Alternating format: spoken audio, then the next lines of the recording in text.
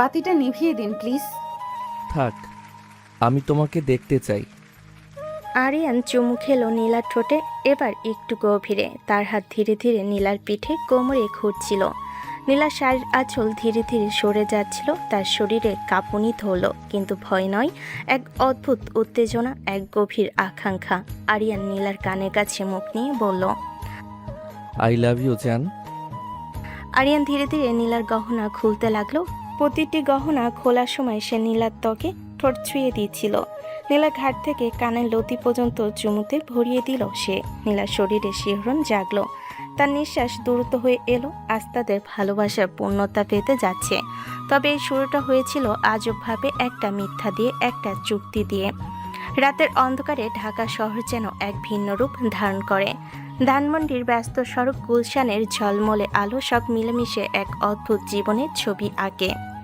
এই শহরে স্বপ্ন দেখতে আসা মানুষগুলো সারাদিনের ক্লান্তি নিয়ে ফিরে যায় নিজ নিজ নীড়ে। কিন্তু রাতে ঢাকার থাকে অন্য এক জগৎ, যেখানে জেগে থাকে আশা, ভালোবাসা আর কিছু অদ্ভুত ঘটনার জন্ম। সকালবেলা Gulshan Avenue Raihan food industries লিমিটেডের প্রধান কার্যালয়। গুলশানের জমকালো এভিনিউতে দাঁড়িয়ে থাকা কাচের তৈরি বিশাল ভবনটি দেখলেই বোঝা যায় এর ভেতরকার মানুষগুলো কতটা ক্ষমতাবান। তবে ভবনের ভেতরকার সবার জীবন কিন্তু সেই ক্ষমতার আলোতেই আলোকিত নয়। যেমন ধরুন নীলা চৌধুরী, গবেষণা ও উন্নয়ন বিভাগে জুনিয়র এক্সিকিউটিভ। নীলার বয়স 28, সে কাজ করে আর স্বপ্ন দেখে, আর গোপনে ভালোবাসে তারই বিভাগের সিনিয়র এক্সিকিউটিভ রাশেদ চৌধুরীকে। রাশেদ নীলার এই ভালোবাসার গল্পটা অবশ্য নীলার কল্পনার জগতেই সীমাবদ্ধ। রাশেদের জগতে নীলা শুধুই একজন কলিগ ও একজন ভালো বন্ধু, আপাতত এইটুকুই। সেদিন সকালটা নীলার জন্য ভালোই কাটছিল। রিসার্চ ল্যাবে বসে নতুন একটা সসের রেসিপি নিয়ে কাজ করছিল সে। টকঝাল মিষ্টির একটা দারুণ ভারসাম্য আনতে চাইছিল সে, ঠিক যেন বাংলাদেশি মানুষের রুচির সঙ্গেই মানানসই, অথচ ইউরোপিয়ান স্বাদের একটা ছোঁয়া থাকবে। হঠাৎ রাশেদ এলো সেই ল্যাবে। নীলার হাতের কাজ থেমে গেল। রাশেদের গায়ে ফর্মাল শার্ট আর প্যান্ট, চোখে চশমা, মুখে সেই চেনা হাসি, কিন্তু আজ সেই হাসিতে অন্য কিছু ছিল, একটা অস্থিরতা, একটা দ্বিধা। নীলা, তোর সাথে একটু কথা ছিল। নীলার বুকের ভেতর ঢিপ ঢিপ করে উঠল। মনে মনে ভাবল, এই বুঝি রাশেদ ভাইয়া তার মনের কথা বলবে? এতদিনের অপেক্ষার বুঝি আজ শেষ হবে। হ্যাঁ বল না রাশেদ ভাইয়া। রাশেদ একটু থামলো, তারপর নিচু স্বরে বলল, আমি শায়লাকে বিয়ে করতে যাচ্ছি। নীলার মনে হলো কেউ যেন তার বুকের পর হাতুড়ি দিয়ে মারল। মুখ দিয়ে কোনো কথা বের হলো না, শুধু চেয়ে রইল রাশেদের দিকে। রাশেদ মুচকি হাসে। শায়লা যে আমাদের মার্কেটিং বিভাগে জয়েন করেছে গত মাসে। আমরা অনেকদিন ধরে একে অপরকে চিনি, আর এখন মনে হচ্ছে ওই আমার জীবনসঙ্গী হবে। তুই তো আমার খুব ভালো বন্ধু, তাই সবার আগে তোকেই বলতে এলাম। ভালো বন্ধু শব্দটা নীলার কানে যেন বিষের মতো লাগলো। মুখে জোর করে হাসি টেনে বলল, ও তাই নাকি? খুব ভালো খবর তো। কংগ্রেচুলেশন রাশেদ ভাইয়া। রাশেদ চলে যাওয়ার পর নীলা আর কাজ করতে পারল না। ল্যাবের কোণে দাঁড়িয়ে চোখের জল লুকানোর চেষ্টা করলো। 7 বছর ধরে সে রাশেদকে ভালোবাসে। একই অফিসে কাজ করা, একসাথে লাঞ্চ করা, কাজের ফাঁকে ফাঁকে আড্ডা দেওয়া, এইসবই ছিল তার ভালোবাসার ভাষা। কিন্তু কোনোদিন সাহস করে মুখ ফুটে বলা হয়নি। আর এখন অনেক দেরি হয়ে গেছে। বিকেলবেলা বসুন্ধরা সিটি। সারাটা দিন কোনো রকমে কাটিয়ে নীলা ছুটল তার বান্ধবী তানিয়ার কাছে। তানিয়া খান ধনী বাবার একমাত্র মেয়ে, কিন্তু এই ধনী বাবার মেয়েটির জীবনেও সুখ নেই। বাবা জাহিদ খান চান তার মেয়ে বিয়ে করুক কোনো ধনী ব্যবসায়ী পরিবারের ছেলেকে, কিন্তু তানিয়া চাই ভালোবাসার বিয়ে। আর এই দ্বন্দ্বে সে সবসময় অস্থির। বসুন্ধরা সিটির একটা ব্যয়বহুল রেস্তোরাঁয় বসে আছে তানিয়া। নীলাকে দেখে সে উঠে দাঁড়ায়। কিরে, তোর চেহারা এমন কেন লাগছে? অসুস্থ নাকি? নীলা আর নিজেকে ধরে রাখতে পারল না, ফুপিয়ে ফুপিয়ে কেঁদে সব বলে দিল তানিয়াকে। রাশেদের কথা, তার বিয়ে ঠিক হওয়ার কথা, আর 7 বছরে লুকানো ভালোবাসার কথা।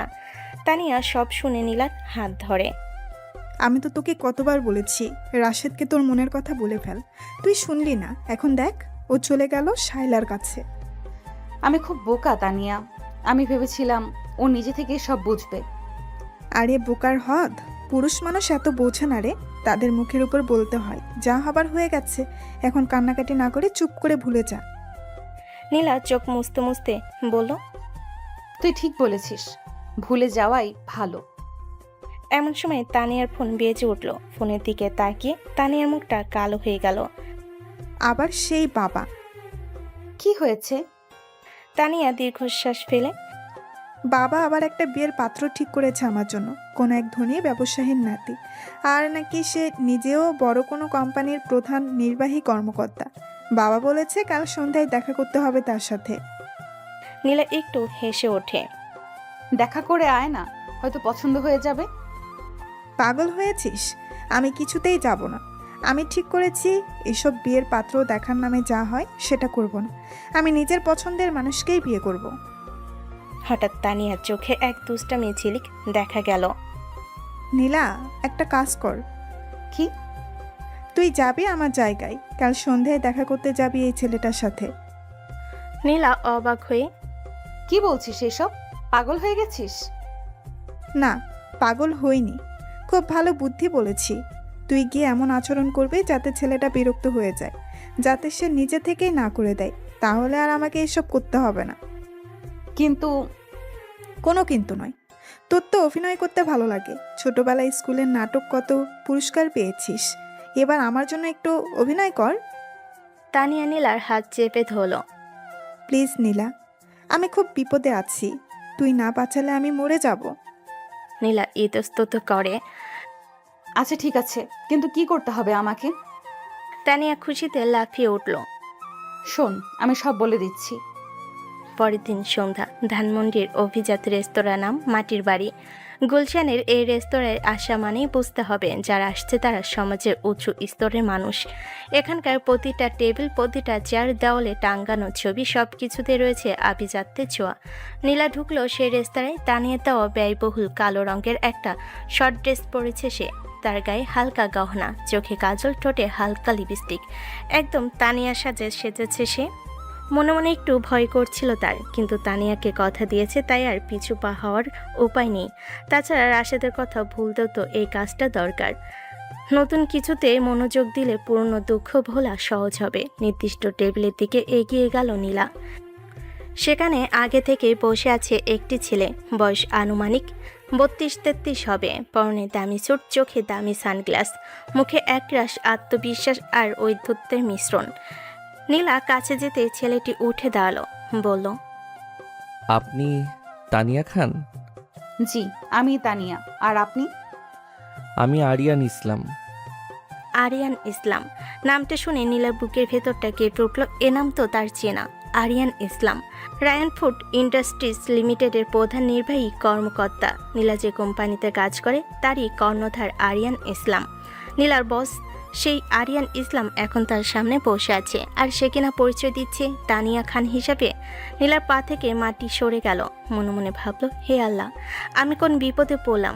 আমার অফিসের কর্তা, আর আমি কিনা তার সাথে প্রেম করার ভান করতে এসেছি।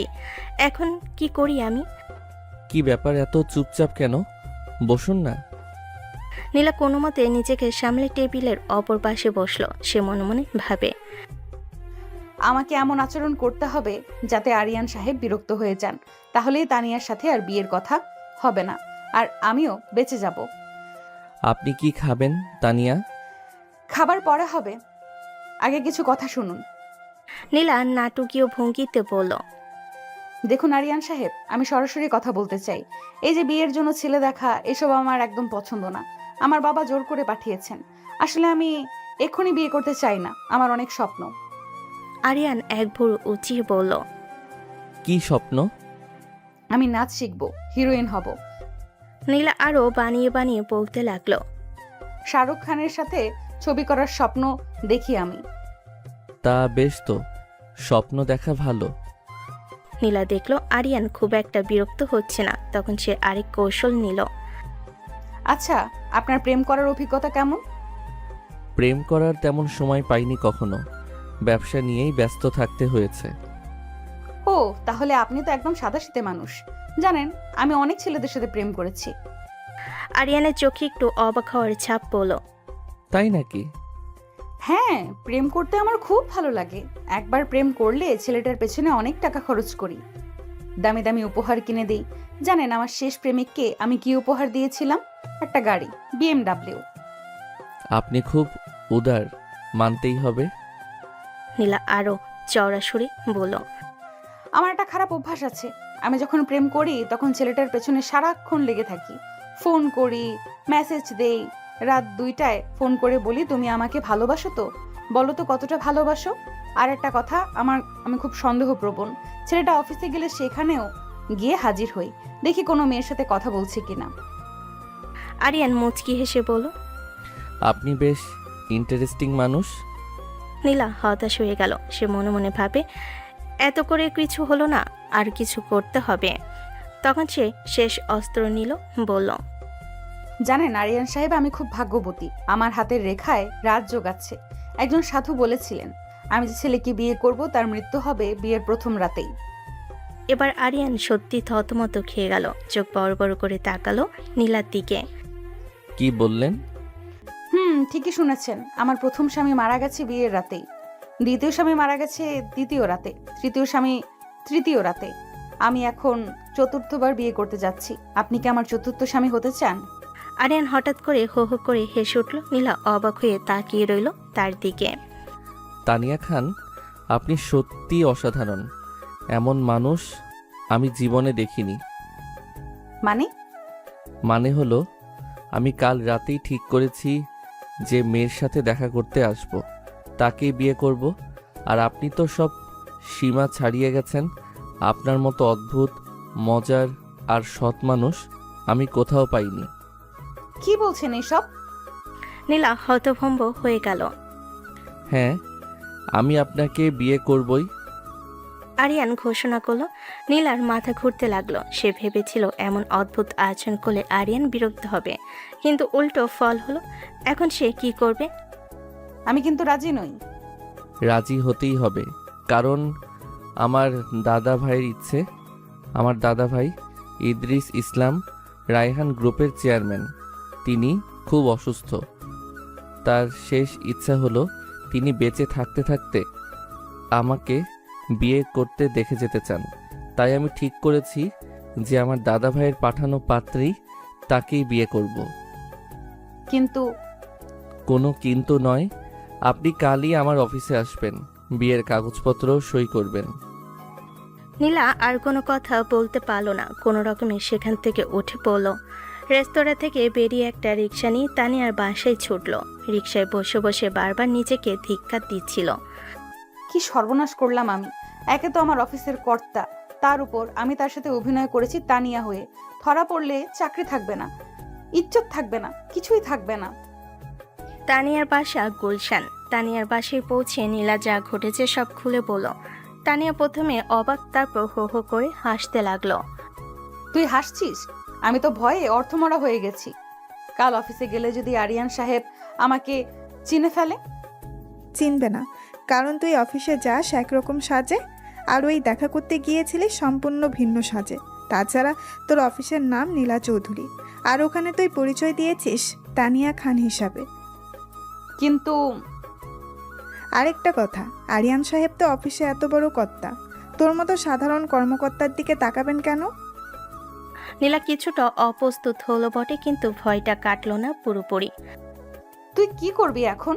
আরিয়ান সাহেব তো তানিয়া খানকেই বিয়ে করতে চাইছে। ভাবছি কি করা যায়। তানিয়া গম্ভীর হয়ে গেল। আমি সত্যি বলতে চাই আরিয়ান সাহেবকে, বলবো যে আমি তানিয়া, আর যে দেখা করতে গিয়েছিলেন সে আমার বান্ধবী নীলা। নীলা চিৎকার করে উঠল। না, তাহলে সব জেনে যাবে, আমার চাকরি চলে যাবে। তুই প্লিজ কিছু বলিস না। তাহলে উপায়? নীলা কিছুক্ষণ ভাবে। তুই দেখা কর আরিয়ান সাহেবের সাথে, বল যে তুই আসলে বিয়ে করতে রাজি নোস। ব্যাস, তাহলেই শেষ, আর কোনো ঝামেলা নেই। ঠিক আছে, তাই করব।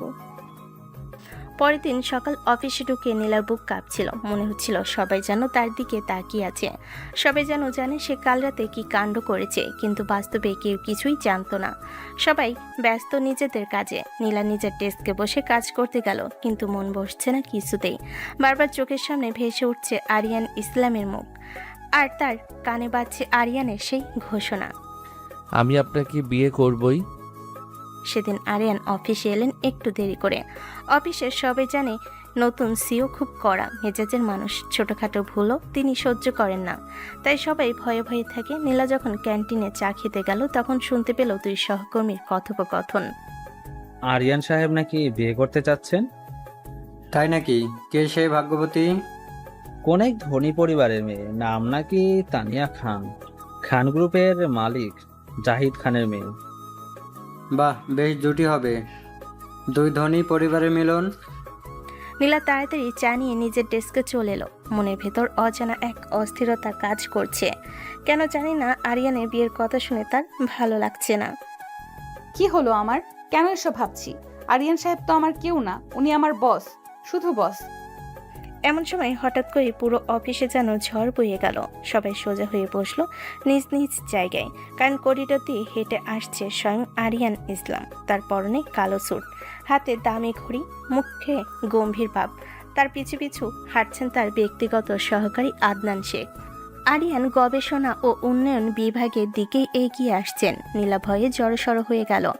এখনই বুঝি ধরা পড়ে যাবে, এখনই বুঝি সব জেনে যাবে। কিন্তু আরিয়ান তার ডেস্কের পাশ দিয়ে চলে গেলেন কোনো দিকে না তাকিয়ে। তিনি সরাসরি চলে গেলেন বিভাগীয় প্রধান ফারুক আহমেদের রুমে। নীলা স্বস্তির নিঃশ্বাস ফেল, কিন্তু তার স্বস্তি বেশিক্ষণ স্থায়ী হলো না। আধা ঘন্টা পরে ফারুক সাহেবের রুম থেকে বেরিয়ে এলেন আরিয়ান। আরিয়ান চলে যাওয়ার পর নীলা হাঁপ ছেড়ে বাঁচল, কিন্তু তার মনে হলো আরিয়ান তাকে সন্দেহ করেছে। এখন কি করি? পালাই, কিন্তু কোথায় পালাবো? চাকরি ছেড়ে দিই, কিন্তু চাকরি ছাড়লে চলবে কি করে? আমি তো এই চাকরির ওপর নির্ভরশীল। এমন সময় নীলার ফোন বেজে উঠল। তানিয়া ফোন করেছে। নীলা, তুই শুনেছিস? আরিয়ান সাহেবের বাসা থেকে ফোন এসেছিল আমার বাবার কাছে। তারা নাকি খুব তাড়াতাড়ি বিয়ে করতে চায়, আর আমাকে কালকেই দেখা করতে বলেছে। তার মানে? তার মানে হলো আমি কাল যাব আরিয়ানের সাথে দেখা করতে, আর সরাসরি বলে দেবো যে আমি বিয়ে করতে রাজি নয়। তাহলে আর কোনো ঝামেলা থাকবে না। ঠিক আছে, কিন্তু মনে রাখিস আমাকে নিয়ে যেন কিছু বলিস না। চিন্তা করিস না, কিছু বলবো না। তানিয়া ফোন রেখে দিল। কিন্তু পরের দিন যা ঘটল তাতে সব হিসাব উল্টে গেল। তানিয়া যখন দেখা করতে গেল আরিয়ানের অফিসে, তখন সেখানে উপস্থিত ছিলেন আরিয়ান, তার দাদাভাই ইদ্রিস ইসলাম আর ব্যক্তিগত সহকারী আদনান হোসেন। ইদ্রিস ইসলাম বয়স 70-এর উপরই, কিন্তু চোখে তরুণের মতোই ঔজ্জ্বল্য। তিনি নাতির বিয়ে নিয়ে অত্যন্ত উদ্গ্রীব। তানিয়াকে দেখে তিনি খুব খুশি হলেন। বাহ, খুব সুন্দর মেয়ে। আরিয়ান, তোর পছন্দ হয়েছে? আরিয়ান তানিয়ার দিকে তীক্ষ্ণ দৃষ্টিতে তাকিয়ে বললেন, আপনি কে? আপনি তানিয়া খান? জি, আমি তানিয়া খান। আচ্ছা, তাহলে গত পরশু রাতে মাটির বাড়ি রেস্তোরাঁয় আমার সাথে দেখা করতে কে এসেছিলেন? তানিয়া থতমত খেয়ে গেল। মানে ওই দিন আসলে কি? আরিয়ানের গলায় কঠোরতা। তানিয়া বুঝতে পারল এখন আর মিথ্যা বলে লাভ নেই। ওই দিন আমার জায়গায় আমার বান্ধবী এসেছিল, কারণ আমি বিয়ে করতে রাজি ছিলাম না। ইদ্রিস ইসলাম অবাক হয়ে বললেন, কি? এই আবার কি কথা? আরিয়ান ঠান্ডা গলায় বলল, আপনার সেই বান্ধবীর নাম কি? তার নাম মানে আমি বলতে পারবো না। তানিয়া ইতস্তত করে বলল, আপনি বলতে বাধ্য, কারণ আমি সেই মেয়েটিকেই বিয়ে করব। আরিয়ান দৃঢ় গলায় বলল, কেন? কেন তাকে? কারণ আর আমি সিদ্ধান্ত নিয়ে ফেলেছি, আর আমি আমার সিদ্ধান্ত কোনো দিন পাল্টাই না। আমি তাকেই বিয়ে করব। ইদ্রিস ইসলাম মাথা নেড়ে বললেন, আরিয়ান রাজি হলে আমিও রাজি। তানিয়া হতভম্ব হয়ে গেল। কি উত্তর দেবে ভেবে পেল না। আপনি আপনার বান্ধবীকে বলবেন কাল সকাল 10টায় যেন আমার অফিসে আসে, আর যদি না আসে তাহলে কিন্তু আমি নিজেই তাকে খুঁজে বের করব, আর তখন পরিণতি ভালো হবে না। তানিয়া কোনো রকমে সেখান থেকে বেরিয়ে এলো। বাইরে এসে নীলাকে ফোন করলো। নীলা, তুই বড় বিপদে পড়েছিস। কেন, কি হয়েছে? তানিয়া যা ঘটেছে সব খুলে পড়ল। নীলা ফোনের অপর প্রান্তে হতবাক হয়ে শুনল। তার মাথায় যেন আকাশ ভেঙে পড়ল। এইবার কি করি আমি? এই আরিয়ান সাহেব তো একেবারে জেদ ধরে বসেছেন। এখন আমি যদি না যাই তাহলে উনি নিজেই আমাকে খুঁজে বের করবেন, আর তখন তো চাকরিও চলে যাবে, ইজ্জতও যাবে। কি করব এখন আমি তানিয়া? নীলার গলা কাঁপছিল। আমার মনে হয় তোর উচিত সত্যিটা স্বীকার করে দেওয়া, বলে দেওয়া যে তুই নীলা চৌধুরী, আরিয়ানের কোম্পানিরই কর্মচারী। আচ্ছা, তাহলে তো আমার চাকরি চলে যাবে। চাকরির চেয়ে সততা বড়। আর তাছাড়া আরিয়ান সাহেব যদি সত্যিই তোকে বিয়ে করতে চান তাহলে তোর চাকরি যাবে কেন? তানিয়া যুক্তি দেখালো। নীলা কিছুক্ষণ চুপ করে রইল। ঠিক আছে, কাল আমি যাব, আর যা হয় দেখা যাবে। পরের দিন সকাল আরিয়ানের অফিস যায় নীলা। নীলা কাঁপা কাঁপা পায়ে আরিয়ানের অফিসে প্রবেশ করলো। তার মনে ভয়ই, অপরাধবোধ আর এক অজানা উত্তেজনা সব মিলিয়ে এক অদ্ভুত অনুভূতি হচ্ছে। আরিয়ানের রুমে ঢুকতেই দেখলো আরিয়ান বসে আছে তার চেয়ারে, তার সামনে ফাইলপত্র ছড়ানো। নীলাকে দেখে তিনি ফাইল বন্ধ করে বলল। আসুন, বসুন। নীলা বসতেই আরিয়ান বলল। আপনার নাম? নীলা মাথা নিচু করে। আমার নাম নীলা চৌধুরী, আমি আপনার কোম্পানির গবেষণা ও উন্নয়ন বিভাগে কাজ করি। আরিয়ানের চোখে বিস্ময়ের ছাপ পড়ল। আপনি আমার কোম্পানির কর্মচারী? জি স্যার, আমি খুব দুঃখিত স্যার। আমি জানি আমার তা করা উচিত হয়নি, কিন্তু আমার বান্ধবী তানিয়া খুব বিপদে ছিল, তাই আমি। আরিয়ান হাত তুলে নীলাকে থামালেন। থামুন, আর কিছু বলার আগে শুনুন। নীলা চুপ করে গেল।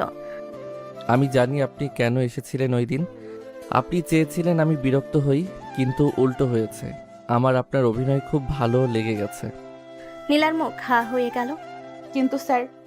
শুনুন, আমার দাদাভাই খুব অসুস্থ। তার শেষ ইচ্ছা তিনি বেঁচে থাকতে থাকতে আমাকে বিয়ে করতে দেখে যেতে চান। আমি তাকে এই সুখ দিতে চাই। আরিয়ানের গলায় আবেগের সুর। আমি জানি এই বিয়েটা সত্যিকারের হবে না, কিন্তু আমরা একটা চুক্তি করতে পারি। চুক্তি? কেমন চুক্তি? আপনি কিছুদিনের জন্য আমার বাগদত্তা সাজার অভিনয় করবেন। আমার দাদাভাইয়ের সামনে আমরা স্বামী স্ত্রী হিসেবে থাকব। তার ইচ্ছা পূরণ হয়ে গেলে আমরা বিচ্ছেদ হয়ে যাব। আর এই অভিনয়ের বিনিময়ে আমি আপনাকে দেব 5 লাখ টাকা। নীলার চোখ বড় বড় হয়ে গেল। হ্যাঁ, তাছাড়া এই চুক্তির সময় আপনি থাকবেন আমার বাসায়।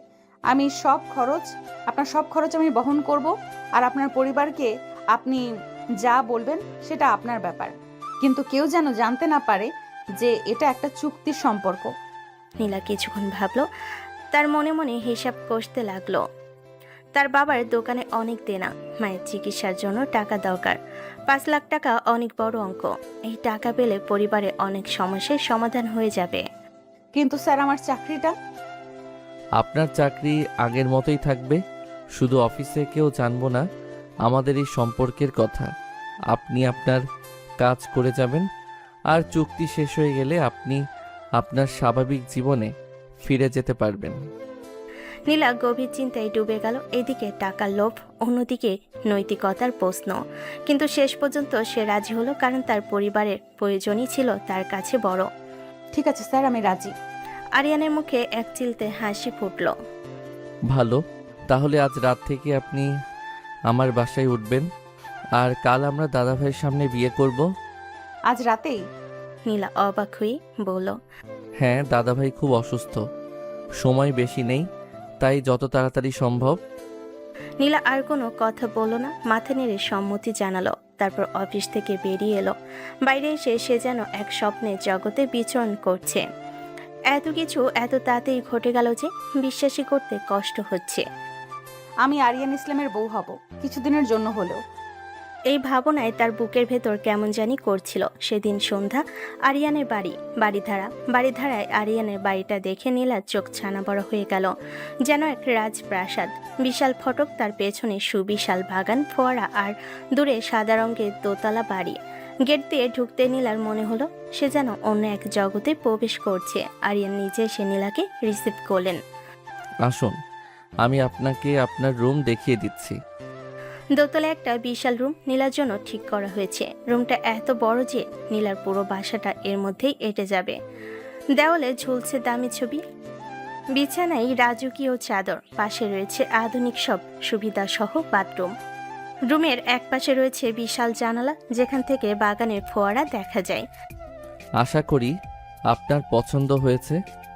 ঘরটা খুব সুন্দর, ধন্যবাদ স্যার।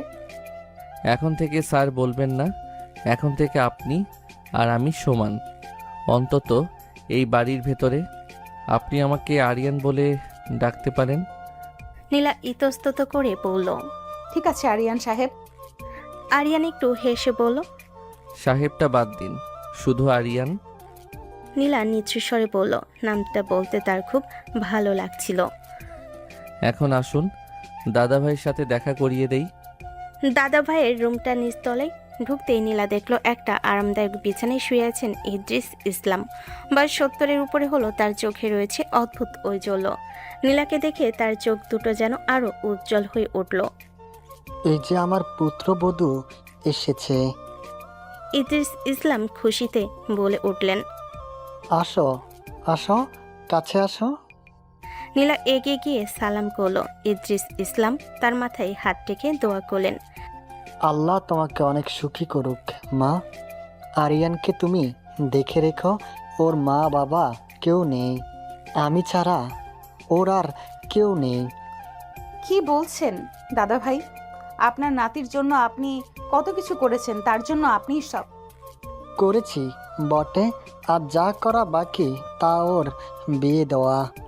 আজ তুমি এলে আমার সে চিন্তা দূর হলো। নীলার বুকের ভেতরটা কেমন করে উঠল। এই বৃদ্ধ লোকটা তাকে নিজের নাতির হবু বউ ভাবছে, অথচ সে কিনা একটা চুক্তির অংশ মাত্র। এই ভেবে তার খুব খারাপ লাগছিল।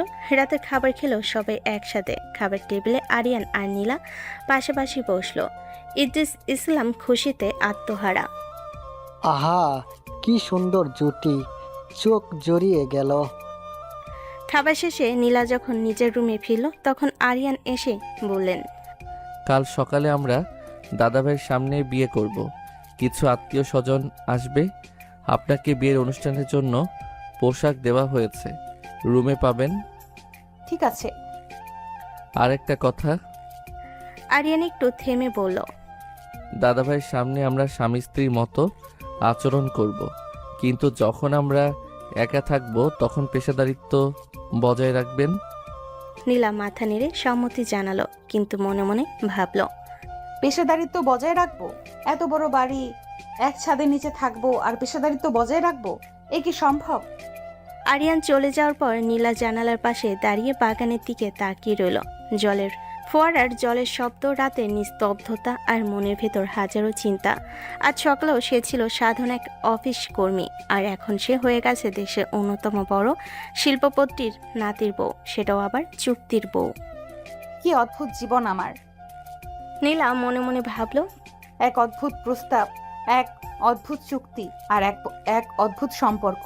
কি হবে এই সম্পর্কের পরিণতি? সত্যি কি আমি টাকার বিনিময়ে এই অভিনয় করতে পারবো? আরিয়ানের দাদা ভাইকে ঠকাতে পারবো? জানালার কাছে নিজের প্রতিচ্ছবি দেখতে পেল নীলা। চোখে তার এক অদ্ভুত দূরতি, যে দূরতি সে আগে কখনো দেখেনি নিজের চোখে।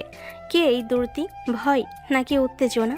আরিয়ান ইসলাম, যে মানুষটাকে সবাই ভয় পায়, যে মানুষটাকে সবাই কড়া মেজাজের বলে জানে, সেই মানুষটা কেন তার কাছে এত আকর্ষণীয় লাগছে? রাত গভীর হলো, ঢাকা শহরের কোলাহল থেমে গেল, কিন্তু নীলার ঘুম এলো না। বিছানায় শুয়ে সে ভাবতে লাগলো আগামী দিনগুলোর কথা। এই রাজপ্রাসাদে তার কাটবে কিছুদিন, তারপর আবার ফিরে যেতে হবে নিজের ছোট্ট বাসায় সাধারণ জীবনে। পারবো তো আমি স্বাভাবিক জীবনে ফিরতে, নাকি এই অভিনয়ই আমার জীবন বদলে দেবে? জানালার বাইরে হঠাৎ বাতাসে একটা শব্দ হলো। নীলা চমকে উঠল, দেখলো বাগানে কে যেন হাঁটছে। ভালো করে তাকাতেই চিনতে পারলো আরিয়ান। এত রাতে সে বাগানে কি করছে? আরিয়ান ধীরে ধীরে হাঁটছে বাগানের পথে। তার হাতে কিছু নেই, শুধু সে হাঁটছে আর কি যেন ভাবছে। চাঁদের আলোয় তার মুখটা স্পষ্ট দেখা যাচ্ছে। সেই মুখে কোনো নেই কড়াকড়ি চিহ্ন, বরং কি যেন এক বিষণ্ণতা, এক একাকিত্বের ছাপ। নীলার মনে হলো এই মানুষটা আসলে খুব থেকে দেখলে মনে হয় তার সব আছে, অর্থ, ক্ষমতা, সম্মান, কিন্তু ভেতর ভেতরে সে খুব একা। দাদাভাই ছাড়া তার আর কেউ নেই। হঠাৎ আরিয়ান উপরের দিকে তাকালো, ঠিক নীলার জানালার দিকে। নীলা তাড়াতাড়ি পর্দার আড়ালে সরে গেল, তার বুক ধুক ধুক করছে। আমায় দেখেছে নাকি? কিছুক্ষণ পরে উকি দিয়ে দেখলো আরিয়ান সেখানে নেই, বাগান ফাঁকা। নীলা বিছানায় ফিরে এলো, কিন্তু ঘুম আসে না। তার মনে হতে লাগলো এই অভিনয়ের সম্পর্কটা হয়তো আরো গভীর কিছু হয়ে উঠতে চলেছে, এমন কিছু যা সে নিজেও কল্পনা করতে পারেনি। পরের দিন সকালবেলা নীলার ঘুম ভাঙলো বাইরে পাখি ডাকে। ঘড়ি দেখে চমকে উঠল, সকাল 7টা বেজে গেছে। তাড়াতাড়ি বিছানা ছেড়ে উঠল। আজ তো তার বিয়ের অনুষ্ঠান। নীলা রেডি হয়ে নিচে নামতে দেখলো পুরো বাড়ি সাজানো হচ্ছে, ফুলের মালা টাঙ্গানো হচ্ছে, রঙিন কাগজ দিয়ে সাজানো হচ্ছে ঘর। ইদ্রিস ইসলাম বসে আছেন বসার ঘরে, মুখে তার হাসি। আসো মা, আসো। আজ তো আমাদের ঘরে আলো হয়ে আসবে তুমি। এমন সময় আরিয়ান এলো, সাদা পাঞ্জাবি পরে। তাকে আজ অন্যরকম লাগছে। নীলার দিকে তাকিয়ে সে একটু হাসলো। আপনাকে আজ সুন্দর লাগছে। নীলা লজ্জায় মাথা নিচু করলো। ধন্যবাদ। অনুষ্ঠান শুরু হলো। পরিবারের কিছু ঘনিষ্ঠ আত্মীয় এসেছে, সবাই খুব খুশি। নীলা আর আরিয়ান পাশাপাশি বসলো, তাদের বিয়ে পড়ানো হলো। ইদ্রিস ইসলাম খুশিতে চোখে জল ফেললেন। আল্লাহ তোমাদের সুখী করুক। নীলার চোখেও জল এসে গেল। এই বৃদ্ধ মানুষটার ভালোবাসা তাকে ভীষণভাবে নাড়া দিল। আমি কি ঠিক করছি? এই মানুষটাকে ঠকানো কি উচিত হবে? কিন্তু এখন আর পিছু হটার উপায় নেই। অনুষ্ঠান শেষে নীলা যখন নিজের রুমে ফিরল, তখন আরিয়ান এলো। আপনাকে ধন্যবাদ, দাদাভাই খুব খুশি হয়েছেন। আমার কিছু বলার আছে। বলুন। আমার খুব খারাপ লাগছে আরিয়ান সাহেব, আপনার দাদু ভাই এতটা ভালোবাসেন আমাকে, আর আমি কিনা মিথ্যা অভিনয় করছি। এটা কি ঠিক হচ্ছে? আরিয়ান কিছুক্ষণ চুপ করে রইল, তারপর বলল, জীবনে অনেক সময় এমন পরিস্থিতি আসে যখন সত্যিটা বলা সম্ভব হয় না, তখন কিছু মিথ্যে বলতে হয় যাতে কারো কষ্ট না হয়। দাদাভাই যদি সত্যিটা জানতে পারেন তাহলে তার খুব কষ্ট হবে, আর উনি এখন অসুস্থ। এই কষ্ট তিনি সহ্য করতে পারবেন না। কিন্তু আপনি বিশ্বাস করুন, আমি দাদাভাইকে খুব ভালোবাসি। আমি চাই তার শেষ দিনগুলো যেন সুখে কাটে, আর এই সুখ দেওয়ার জন্য যদি কিছু মিথ্যের আশ্রয় নিতে হয় তাহলে আমি নিতে রাজি। আরিয়ানের গলায় আবেগ ছিল। আপনি যদি মনে করেন এটা ঠিক হচ্ছে না তাহলে আপনি এই চুক্তি থেকে সরে আসতে পারেন, আমি আপনাকে বাধ্য করব না। নীলা কিছুক্ষণ ভাবলো, তারপর বলল, না, আমি চুক্তি থেকে সরছি না। আমি আপনার দাদা ভাইকে সুখী দেখতে চাই। আরিয়ানের মুখে স্বস্তির হাসি ফুটল। ধন্যবাদ। আরিয়ান চলে যায়। তারা এক ঘরে থাকবে না। তারা দাদাভাইকে বলে রেখেছে যে বড় করে বিয়ের অনুষ্ঠান করে তারপর তারা একসাথে থাকবে। আর সেই অনুষ্ঠানে নীলার বাবা মাও সামিল হবে। কেন নীলার মা বাবা আজকেও এমন দিনে অনুপস্থিত? এই প্রশ্নের উত্তরটা তার দাদাভাইয়ের থেকে কোনো মতে লুকিয়ে রেখেছে। আরিয়ান চলে যাওয়ার পর নীলা জানালার পাশে দাঁড়িয়ে ভাবতে লাগলো, এই মানুষটা আসলে বাইরে থেকে ভেতরে অনেক আলাদা। যে মানুষটাকে সবাই খুব কড়া আর নির্দয় মনে করে, সেই মানুষটা তার দাদাভাইয়ের জন্য কতটা চিন্তিত, কতটা আবেগপ্রবণ। আমি কি ভুল বুঝছিলাম আরিয়ানকে, নাকি এখন আমি ঠিকই বুঝতে পারছি? এমন সময় তার ফোন বেজে উঠল। তানিয়া ফোন করেছে। কি রে, কেমন আছিস? অনুষ্ঠান কেমন হলো? ভালোই। শোন, তোর অফিসে একটা মেয়ে ফোন করেছিল, বলছিল তুই নাকি কদিন ধরে অফিস যাচ্ছিস না। কি ব্যাপার, তোর কি হয়েছে?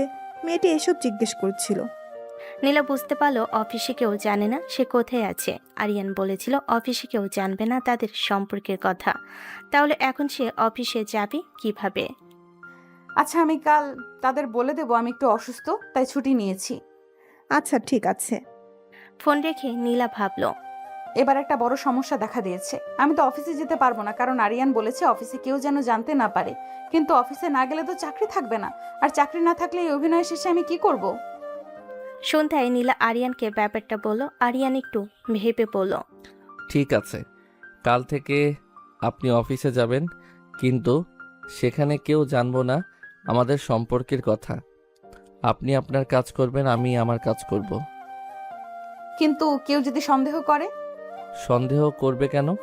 আমরা তো অফিসে কোনো সম্পর্ক রাখবো না। শুধু একটা কথা, আমাদের বাড়ির গাড়িতে করে আপনি অফিসে যেতে পারবেন না, সেটা সন্দেহের কারণ হবে।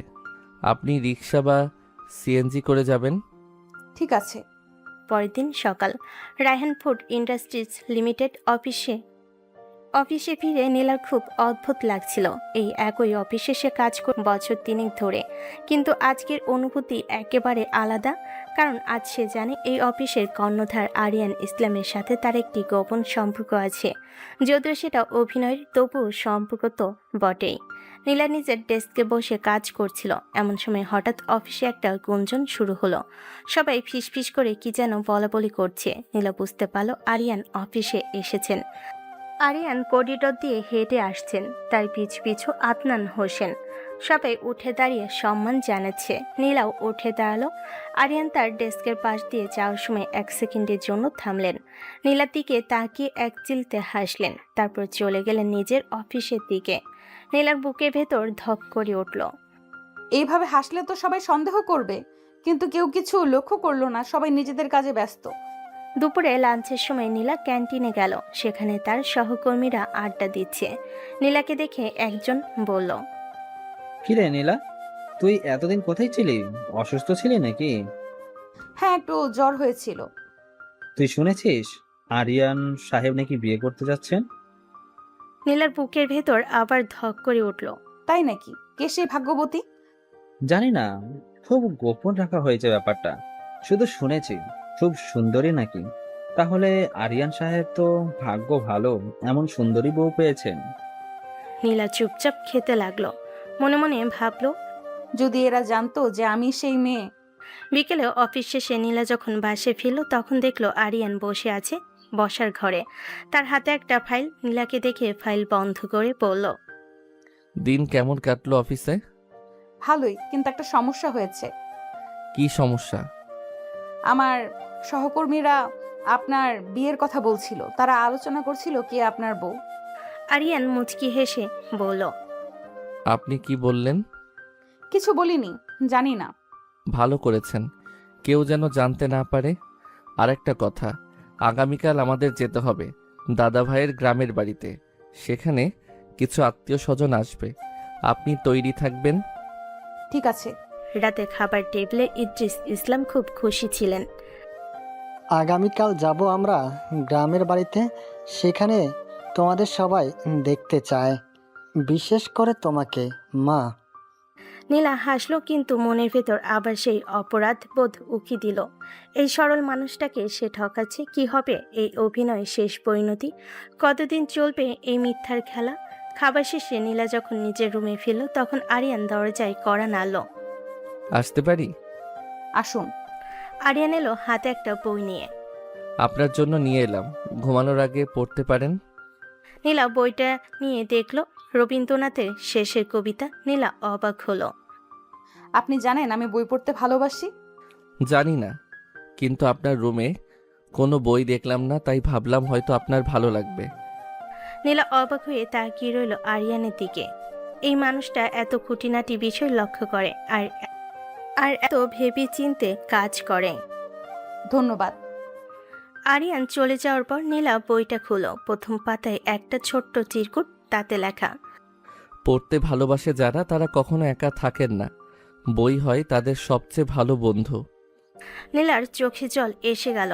এই কদিনে সে আরিয়ানকে যতটা কাছ থেকে দেখছে ততই বুঝতে পেরেছে এই মানুষটা বাইরে যতটা কঠোর, ভেতরে ততটাই কোমল। হয়তো জীবনে নানা ঘাত প্রতিঘাত তাকে এমন বানিয়েছে। নীলা বইটা বুকে চেপে ধরল, মনে মনে বলল, আরিয়ান ইসলাম, তুমি কে? কেন তুমি এত রহস্যময়? কেন তোমার চোখে আমি এক অদ্ভুত টান অনুভব করি? আমি তোমাকে ভালোবাসি। ঘুম ভাঙতেই নীলা চমকে উঠল। না না না, এটা কোনো ভালোবাসা নয়, এটা শুধুই একটা চুক্তি, কিছুদিনের অভিনয়, তারপর সব শেষ। কিন্তু মন কি মানে? মন তো এখন আরিয়ানের চিন্তায় ডুবে আছে। বারবার ভাবছে সেই মানুষটার কথা, যে তাকে একটা বই উপহার দিয়েছে, যে তার দাদা ভাইয়ের জন্য এতটা চিন্তিত, যে একা একা রাতে বাগানে হাঁটে। কি হবে আমার? পারবো তো আমি এই অভিনয় শেষে স্বাভাবিক জীবনে ফিরতে, নাকি এই অভিনয়ই হয়ে উঠবে আমার জীবনের একমাত্র সত্যি? জানালার বাইরে ভোরের আলো ফুটতে শুরু করেছে। নতুন দিনে সূর্য উঠেছে। নীলা জানালার পাশে দাঁড়িয়ে দেখলো বাগানে ফুল ফুটেছে। সেই ফুলের সৌন্দর্যে তার মন ভরে গেল, কিন্তু মনের ভেতর যে প্রশ্নগুলো ঘুরপাক খাচ্ছে তার উত্তর সে পায় না। সময় বলে দেবে সবকিছু, নীলা মনে মনে ভাবে। আপাতত আমি এই অভিনয় চালিয়ে যাব, দেখি শেষ পর্যন্ত কি হয়। শহরের কোলাহল ছাড়িয়ে যখন গাড়ি ছুটল গ্রামের পথে, নীলার মনটা কেমন যেন হালকা হয়ে গেল। আরিয়ানের দামি গাড়ির পেছনে সিটে বসে আছে সে, পাশে ইদ্রিস ইসলাম, সামনে ড্রাইভারের পাশে আরিয়ান। সকালের নরম রোদ জানালা দিয়ে ঢুকছে আর নীলা দেখছে দুই পাশের সবুজ ধান ক্ষেত, ছোট ছোট পুকুর, দূরের আম বাগান। ইদ্রিস ইসলাম খুব খুশি। আহা, কতদিন পর গ্রামে যাচ্ছে। তোর দাদি বেঁচে থাকতে আমরা প্রতি মাসে যেতাম। সেই মারা যাওয়ার পর থেকে আর যাওয়া হয়নি নিয়মিত। তিনি নীলার দিকে তাকিয়ে বললেন, জানিস মা, আমাদের গ্রামের বাড়িটা প্রায় 100 বছরের পুরনো। আমার দাদার বাবা বানিয়েছিলেন। এখনো তেমনই আছে, শুধু একটু সংস্কার করেছি। আপনার গ্রামের বাড়ি কেমন দাদা ভাই? নীলা জানতে চাইল। সেটা মানিকগঞ্জে, ঢাকা থেকে খুব দূরে না, 2 ঘন্টার পথ। আমাদের গ্রামের নাম নবগ্রাম। খুব সুন্দর জায়গা, তোর ভালো লাগবে। আরিয়ান ঘাড় ফিরিয়ে একবার নীলার দিকে তাকালো, তার চোখে একটা অদ্ভুত প্রশান্তি। আপনি কি কখনো গ্রামে গেছেন? ছোটবেলায় যেতাম নানার বাড়িতে, কিন্তু অনেকদিন হলো যাওয়া হয় না। তাহলে আজ অনেক দিন পর আবার গ্রাম দেখবেন। আরিয়ানের গলায় একটা স্নিগ্ধতা ছিল যা অফিসে করা মেজাজের আরিয়ানের মধ্যে নীলা কখনো দেখেনি। গাড়ি যখন মানিকগঞ্জের মূল শহর পেরিয়ে নবগ্রামের মেঠো পথ ধরল, তখন চারপাশের দৃশ্য বদলে গেল। পাকা রাস্তা ছেড়ে গাড়ি চলল ইট সোলিং করা পথে। দুই পাশে পাকা ধানের জমি, কৃষকরা কাজ করছে, বাচ্চারা স্কুলে যাচ্ছে সাইকেলে করে। একটা ছোট্ট বাজার পেরোলো গাড়ি, সেখানে বসেছে সকালের হাট। নীলা জানালা দিয়ে দেখলো এসব কত অচেনা আবার কত চেনা। একসময় গাড়ি থামলো এক বিশাল লোহার গেটের সামনে। গেটের উপরে বড় বড় অক্ষরে লেখা ইদ্রিস ভিলা। গেট খুলতে দেখা গেল ভেতর এক বিশাল পুরনো বাড়ি, লাল ইটের দেওয়াল, বারান্দায় কাঠের পিলার, সামনে ফুলের বাগান। বাড়িটা দেখে মনে হয় বেশ যত্ন করা হয়েছে। এই হলো আমাদের গ্রামের বাড়ি। ইদ্রিস ইসলাম গর্ব করে বললেন। গাড়ি থামতেই বাড়ির ভেতর থেকে বেরিয়ে এলেন কয়েকজন মানুষ। ইসলামের ছোট ভাইয়ের ছেলে ফয়সাল ইসলাম, তার স্ত্রী রোকেয়া বেগম, তাদের 2 সন্তান, আরও কয়েকজন আত্মীয়। সবাই এসেছেন আরিয়ানের নতুন বউ দেখতে। নীলা গাড়ি থেকে নামতে সবার চোখ তার দিকে। রোকেয়া বেগম এগিয়ে এলেন, তার বয়স 50-এর কাছাকাছি, মুখে মায়াবী হাসি। তিনি নীলাকে দেখে বলেন, আহা, কি সুন্দর মেয়ে, একেবারে পরি। আসো মা, আসো। এই হলো আমার আরিয়ানের বধূ নীলা। তোরা সবাই ওকে ভালোবাসবি, সম্মান করবি। সবাই নীলাকে দেখে খুব খুশি। নীলার একটু লজ্জা করছিল, কিন্তু সবার আন্তরিকতা দেখে সে যেন স্বস্তি পেল। গ্রামের বাড়িটা বেশ বড়, ভেতরে উঠোন, পেছনে পুকুর, পাশে সবজি বাগান। ইদ্রিস ইসলামের পূর্বপুরুষেরা জমিদার ছিলেন না, ছিলেন বড় ব্যবসায়ী, কিন্তু জমিদারি আমলের স্থাপত্যের ছাপ আছে বাড়িতে। নীলার জন্য ঠিক করা হয়েছে দোতলার একটা সুন্দর ঘর। জানালা দিয়ে দেখা যায় পুকুর, তার পাশে নারিকেল গাছ। ঘরটা সাজানো পুরনো আমলের আসবাবপত্রে, কাঠের খাট, দেওয়ালে ঝুলছে পুরনো ছবি, জিনিসপত্র গুছিয়ে। নীলা যখন জানালার পাশে দাঁড়িয়েছে, তখন দরজায় কড়া নড়ার শব্দ। আসতে পারি? আসুন। আরিয়ান ঘরে ঢুকলো। কেমন লাগছে আপনার? খুব ভালো, গ্রামের পরিবেশটা সত্যিই অসাধারণ।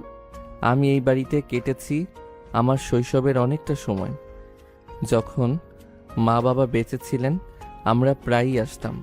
আরিয়ানের গলায় একটু বিষাদ। তারপর যখন ওরা চলে গেল, দাদাভাই আমাকে নিয়ে চলে গেলেন ঢাকায়, তখন থেকে এই বাড়িতে আসা কমে গেছে। নীলা জানতো না আরিয়ানের মা বাবা কিভাবে মারা গেছেন। তার মনে একটু মায়া হলো। আপনার বাবা মা কিভাবে? গাড়ি দুর্ঘটনায়। আমি তখন ক্লাস 9-এ পড়ি। আরিয়ান জানালার বাইরে তাকিয়ে বলল, সেদিনের পর থেকে দাদাভাই আমার সব কিছু। তিনি আমাকে মানুষ করেছেন, পড়িয়েছেন, ব্যবসা বুঝিয়েছেন। তাই দাদাভাইয়ের জন্য আমি যে কোনো কিছু করতে পারি। নীলা চুপ করে রইল। আরিয়ানের এই দিকটা সে আগে জানতো না। অফিসের সবাই জানে আরিয়ান খুব কড়া, রাগী, একটু অহংকারী, কিন্তু কেউ জানে না তার ভেতরে এই কষ্টের ইতিহাস। আপনি নিচে নামবেন এখন? সবাই আপনার সাথে দেখা করতে চায়। আরিয়ান প্রসঙ্গ বদলে ফেল। আচ্ছা, আসছি। নীলা যখন নিচে নামলো দেখলো উঠোনে বসানো হয়েছে চেয়ার টেবিল। সেখানে বসে আছেন ইদ্রিস ইসলাম আর অন্যান্য আত্মীয়রা। নীলা কাছে যেতেই ইদ্রিস ইসলাম বললেন, আসো মা, আসো। কোকায়া তোর জন্য নারকেলের নাড়ু বানিয়েছে, খেয়ে দেখ। রোকেয়া বেগম হাসি মুখে নীলার হাতে নাড়ু দিলেন। আমাদের গ্রামের নারকেল দিয়ে বানানো, শহরে এমন স্বাদ পাবে না। নীলা নাড়ু খেয়ে সত্যি মুগ্ধ হলো। অসাধারণ, অনেকদিন এমন নাড়ু খাইনি। সবাই হাসলো। আমার স্ত্রী কিন্তু রান্নায় খুব ওস্তাদ। আজ দুপুরে তুমি তার রান্না খাবে, তাহলে বুঝবে। এমন সময়ে বাইরে থেকে একটা হইচই শোনা গেল। সবাই তাকিয়ে দেখলো গেট দিয়ে ঢুকছে একদল গ্রামবাসী। তারা সবাই এসেছে ইদ্রিস ইসলামের নাতির বউ দেখতে। গ্রামের মানুষ তাদের সরল কৌতূহল। একজন বৃদ্ধ মহিলা এগিয়ে এলেন নীলার দিকে, তার চোখে চশমা, হাতে লাঠি। কই গো নাতে বউ কই, দেখি একবার চোখ ভরে দেখি। তিনি নীলার মুখের দিকে তাকান। কি রূপ, একেবারে অপ্সরা। আরিয়ান বাবা, তুমি তো সত্যি লক্ষ্মী মেয়ে পেয়েছো। আরিয়ান মুচকি হাসলো। নীলা লজ্জায় মাথা নিচ করলো। ইদ্রিস সাহেব, নাতবউকে নিয়ে একবার গ্রাম ঘুরিয়ে নিয়ে আসেন, সবাই দেখুক আপনার ভাগ্য কত ভালো। ইদ্রিস ইসলাম খুশিতে বললেন, নিশ্চয়ই নিশ্চয়ই, আজ বিকালে আমরা বের হব।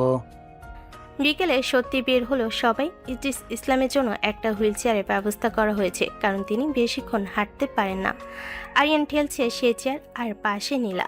তাদের পেছনে ফয়সাল ইসলাম আর রোকেয়া বেগম। গ্রামের ছেলেমেয়েরা সব দূর থেকে দেখছে আর ফিসফিস করছে। গ্রামের মেঠো পথ, দুপাশে সবুজ ধানক্ষেত আর দূরে আম বাগান। নীলার খুব ভালো লাগছিল। হঠাৎ ইদ্রিস ইসলাম বললেন, আরিয়ান, তোরা দুজনে একটু হাঁট, আমি ফয়সালের সাথে একটু বিশ্রাম করি। বুড়ো মানুষ, বেশিক্ষণ এভাবে চলতে ভালো লাগে না। আরিয়ানা নীলা একে অপরের দিকে তাকলো। তারপর ইদ্রিস ইসলামের নির্দেশ মেনে তারা এগিয়ে গেল গ্রামের পথ ধরে। কিছুক্ষণ কেউ কোনো কথা বলল না, শুধু পায়ের শব্দ আর দূরে পাখির ডাক। নীলা প্রথম নীরবতা ভাঙল। আপনার গ্রামটা সত্যিই সুন্দর। আমারও খুব ভালো লাগে, কিন্তু আশা হয় না। কেন আসেন না? সময় হয় না, ব্যবসার এত চাপ, সারাক্ষণ ব্যস্ত থাকতে হয়। আর যখন সময় পাই তখন ভাবি একা একা আসবো কি করতে। আরিয়ানের গলায় যেন একাকিত্বের সুর। নীলা কিছু বলতে যাচ্ছিল, এমন সময় একটা ছোট্ট পুকুরের পাশে এসে পৌঁছালো তারা। পুকুরটা খুব পরিষ্কার, জলে ফুটে উঠেছে গোলাপি শাপলা। পাশে দাঁড়িয়ে আছে একটা বটগাছ, তার নিচে কয়েকটা ইটের বেদি। এই পুকুরটা আমাদের পরিবারের। ছোটবেলায় এখানে অনেক সাঁতার কেটেছি, আর এই বটগাছের নিচে বসে দাদি আমাদের গল্প বলতেন। নীলাও বটগাছের নিচে বসলো, আরিয়ানও বসলো একটু দূরে। কিছুক্ষণ দুজনে চুপচাপ বসে রইল। হঠাৎ আরিয়ান বলল, আপনি কি কখনো কারো প্রেমে পড়েছেন? প্রশ্নটা শুনে নীলা চমকে উঠল, একটু ইতস্তত করে বলল, কেন জানতে চাইছেন? এমনিতেই ভাবলাম আমাদের এই অভিনয়ের ফাঁকে একটু সত্যিকারের গল্প শোনা যাক। নীলা কিছুক্ষণ চুপ করে থেকে বলল, পড়েছি, কিন্তু সেই প্রেমের কথা জানানো হয়ে ওঠেনি কখনো। কেন? সাহস ছিল না, ভেবেছিলাম ও নিজে থেকেই বুঝবে, কিন্তু ও বোঝেনি, অন্য কাউকে বেছে নিয়েছে। নীলার গলা যেন ভারী হয়ে এলো। আরিয়ান একটু চুপ করে থেকে বলল, আমি কখনো কারোর প্রেমে পড়িনি। কেন, সুযোগ হয়নি? সুযোগ হয়েছে, কিন্তু ইচ্ছে হয়নি। আরিয়ান পুকুরে জলের দিকে তাকালো। আমার কাছে ব্যবসাটাই ছিল সবকিছু। ভালোবাসাকে কখনো গুরুত্ব দেইনি, ভাবতাম এসব অপ্রয়োজনীয়।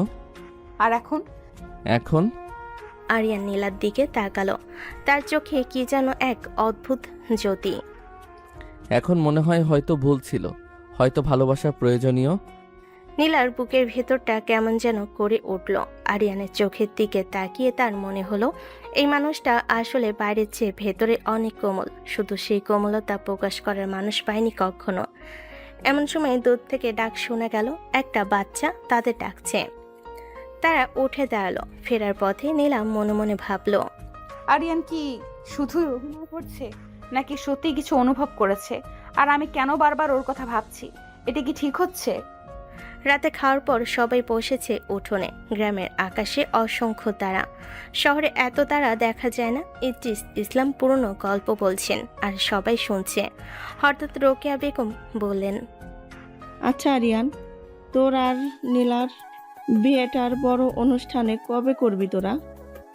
প্রশ্নটা শুনে আরিয়ান আর নীলা দুজনে একটু থতমত খেয়ে গেল। আরিয়ান তাড়াতাড়ি বলল, আপাতত তাড়াহুড়ো নেই, কিছুদিন পর দেখা যাবে। কেন তাড়াহুড়া নেই? আমি তো চাই খুব তাড়াতাড়ি অনুষ্ঠান হোক। আমি বেঁচে থাকতে থাকতে তোদের সংসার দেখে যেতে চাই। নীলার মনটা খারাপ হয়ে গেল। ইদ্রিস ইসলামের সরল বিশ্বাস আর ভালোবাসার কাছে সে নিজেকে অপরাধী মনে করছিল। আরিয়ান কিছু বলার আগেই নীলা বলে ফেলল, আপনার ইচ্ছে পূরণ হবে দাদা ভাই, আমরা খুব তাড়াতাড়ি বিয়ে করব। আরিয়ান অবাক হয়ে তাকালো নীলার দিকে। নীলা নিজেও অবাক, কেন সে এমন বলল নিজে জানে না। কিন্তু ইদ্রিস ইসলামের মুখে যে হাসি ফুটলো তা দেখে তার খুব ভালো লাগলো। রাত বাড়লেই সবাই যার যার ঘরে চলে গেল। নীলা যখন নিজের ঘরে ফিরল তখন দরজায় টোকা পড়ল। আসতে পারি? আসুন। আরিয়ান এলো, তার মুখে একটা অদ্ভুত অভিব্যক্তি। আপনি কেন বললেন খুব তাড়াতাড়ি বিয়ে করব? আমরা তো জানি এটা শুধুই একটা চুক্তি। নীলা কিছুক্ষণ চুপ করে রইল। জানি না কেন বলেছি, কিন্তু দাদা ভাইয়ের মুখে যে হাসি দেখলাম সেটা আমার খুব ভালো লেগেছে। উনি আমাদের কাছ থেকে এইটুকুই তো চান, আর আমরা সেটুকুও দিতে পারছি না। কিন্তু এটা তো ঠিক নয়। উনি যতই বিশ্বাস করুক, আমরা তো জানি সত্যটা। আরিয়ানের গলায় দ্বিধা। সত্যিটা কি? সত্যিটা হলো আপনি আপনার দাদা ভাইকে সুখী দেখতে চান, আর আমিও তাই চাই। বাকিটা সময় বলবে। আরিয়ান কিছু বলতে যাচ্ছিল কিন্তু থেমে গেল। আর নীলার চোখের দিকে তাকিয়ে কিছুক্ষণ চুপ করে রইল। ঠিক আছে, এখন ঘুমান, কাল সকালে আবার ঘুরতে বের হব। আরিয়ান চলে গেল। নীলা বিছানায় শুয়ে পড়ল, কিন্তু ঘুম আসছে না। মনে মনে ভাবল, কি বলেছি আমি? খুব তাড়াতাড়ি বড় অনুষ্ঠান করে বিয়ে করব? কিভাবে সম্ভব? আরিয়ান তো কখনোই রাজি হবে না, আর আমি বা কেন এমন বললাম? তার মনে পড়ল রাশেদের কথা। কতদিন ভেবেছে রাশেদই তার জীবনে ভালোবাসা, কিন্তু এখন রাশেদের কথা ভাবলেও তেমন কিছু অনুভব হচ্ছে না, বরং আরিয়ানের কথা ভাবলেই বুকের ভেতর কেমন করে। না না না, এটা ভালোবাসা নয়, এটা শুধুই একটা চুক্তি। আমি টাকার জন্য করছি, আর কিছু না। নীলা নিজেকে বোঝানোর চেষ্টা করলো, কিন্তু মন মানল না। সকালে ঘুম ভাঙলো পাখি ডাকে। নীলা নিচে নেমে দেখলো উঠোনে চা নাস্তার আয়োজন হয়েছে। ইদ্রিস ইসলাম বসে আছেন, পাশে আরিয়ান। নীলা কাছে যেতেই ইদ্রিস ইসলাম বলেন, আসো মা, আসো, আজ তোদের জন্য একটা সারপ্রাইজ আছে। কি সারপ্রাইজ দাদা ভাই? আছো মা, আসো, আজ তোদের জন্য একটা সারপ্রাইজ আছে। আজ আমরা যাব আমাদের পারিবারিক মাজার জিয়ারত করতে। সেখানে তোদের জন্য দোয়া করব। নীলা আরিয়ানের দিকে তাকালো। আরিয়ান মাথা নেড়ে ইশারা বলল, কিছু বলবেন না? সকালে নাস্তা শেষে সবাই বের হলো মাজারের দিকে। মাজারটা গ্রামের শেষ প্রান্তে, একটা বিশাল বট গাছের নিচে। তিনি খুব ভক্তি করেন এই জায়গাটাকে। মাজারে পৌঁছে ইদ্রিস ইসলাম হুইলচেয়ার থেকে নেমে মাটিতে বসলেন। আরিয়ান আর নীলাকে বললেন, তোমরা দুজনেও বসো। দুজনেই বসলো পাশাপাশি। ইদ্রিস ইসলাম হাত তুলে দোয়া করতে লাগলেন, হে আল্লাহ, আমার নাতি আরিয়ান আর নীলাকে তুমি সুখী করো। তাদের দানপত্র জীবন যেন সুখ শান্তিতে ভরে থাকে। আমি যেন বেঁচে থাকতে থাকতে তাদের বিয়ে দেখে যেতে পারি।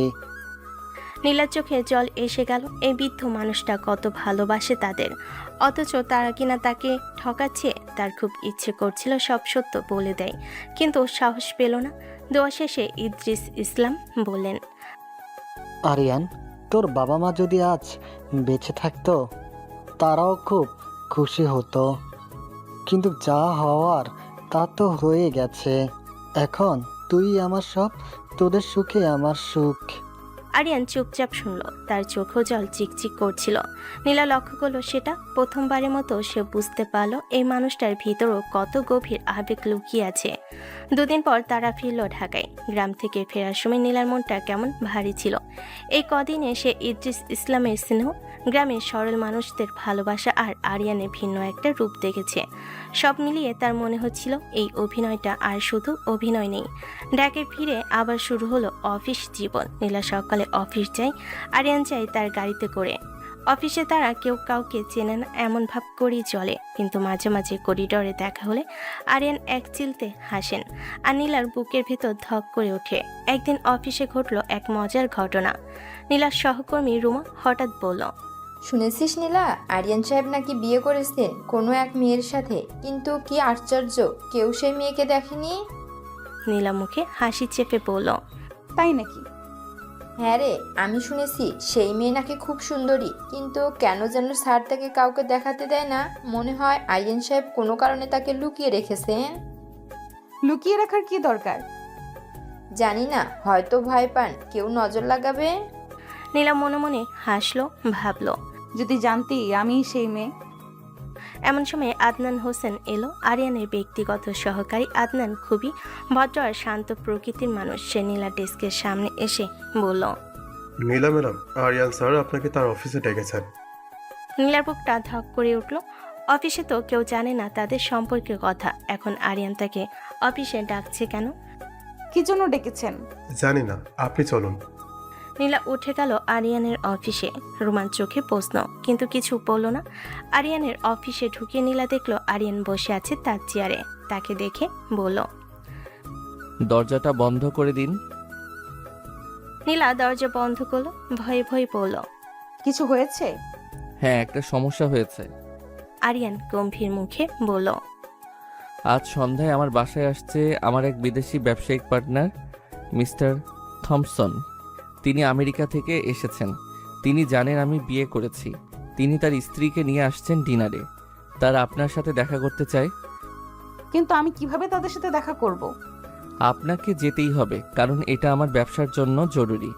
মিস্টার থমসন খুবই পারিবারিক মানুষ। তিনি ব্যবসা করেন তাদের সাথেই যাদের পারিবারিক জীবন সুখের। আপনি যদি না যান তাহলে আমার বড় একটা ডিল নষ্ট হয়ে যাবে। আরিয়ান বললেন। নীলা কিছুক্ষণ ভাবলো, তারপর বলল, ঠিক আছে, কিন্তু কিভাবে যাব? অফিসের কেউ দেখে ফেললে? আপনি বিকেলে অফিস থেকে বেরিয়ে যাবেন, তারপর বাসায় ফিরে তৈরি হয়ে আসবেন। ঠিক আছে। সন্ধ্যায় নীলা তৈরি হয়ে পৌঁছালো আরিয়ানের বাড়িতে। পরনে দামি শাড়ি, গহনা, মেকআপ, একদম নতুন বইয়ের মতো সেজেছে সে। মিস্টার থম্পসন আর তার স্ত্রী মিসেস থম্পসন এলেন কিছুক্ষণ পর। তারা দুজনে খুব ভদ্র আর আন্তরিক। নীলাকে দেখে মিসেস থম্পসন বললেন। নীলা ইংরেজিতে তেমন পটু না, তবুও কোনো মতে বলল, থ্যাংক ইউ। ডিনারের সময় মিস্টার থম্পসন বললেন, আরিয়ান, আমি তোমার সাথে ব্যবসা করতে পেরে গর্বিত। আমরা কালই চুক্তি সই করব। আরিয়ান খুশি হয়। Thank you Mister Thomson. রাতে মিস্টার থম্পসন আর তার স্ত্রী চলে যাওয়ার পর নীলা যখন নিজের ঘরে ফিরছিল, তখন আরিয়ান এসে বলল, আজ আপনি আমাকে অনেক বড় বিপদ থেকে বাঁচিয়েছেন। ধন্যবাদ। আপনি তো আমাকে এই জন্যই রেখেছেন, অভিনয় করার জন্য। নীলা একটু তিক্ত গলায় বলল। আরিয়ান চুপ করে গেল। আপনার কি মন খারাপ? না, তবে একটা কথা বলি আরিয়ান সাহেব, আপনার কাছে আমি কি শুধুই একটা চুক্তির বউ, একটা অভিনেত্রী? আরিয়ান কিছুক্ষণ তাকিয়ে রইল নীলার দিকে। আপনি জানেন আমি কি ভাবি? কি ভাবেন? আমি জানি না, সত্যি বলতে আমি নিজেও বুঝতে পারছি না। প্রথমে ভেবেছিলাম এটা শুধুই একটা চুক্তি, কিন্তু দিন যত যাচ্ছে ততই। আরিয়ান থামল। ততই মনে হচ্ছে আপনি শুধু চুক্তির অংশ নন, আপনি অন্য কিছু।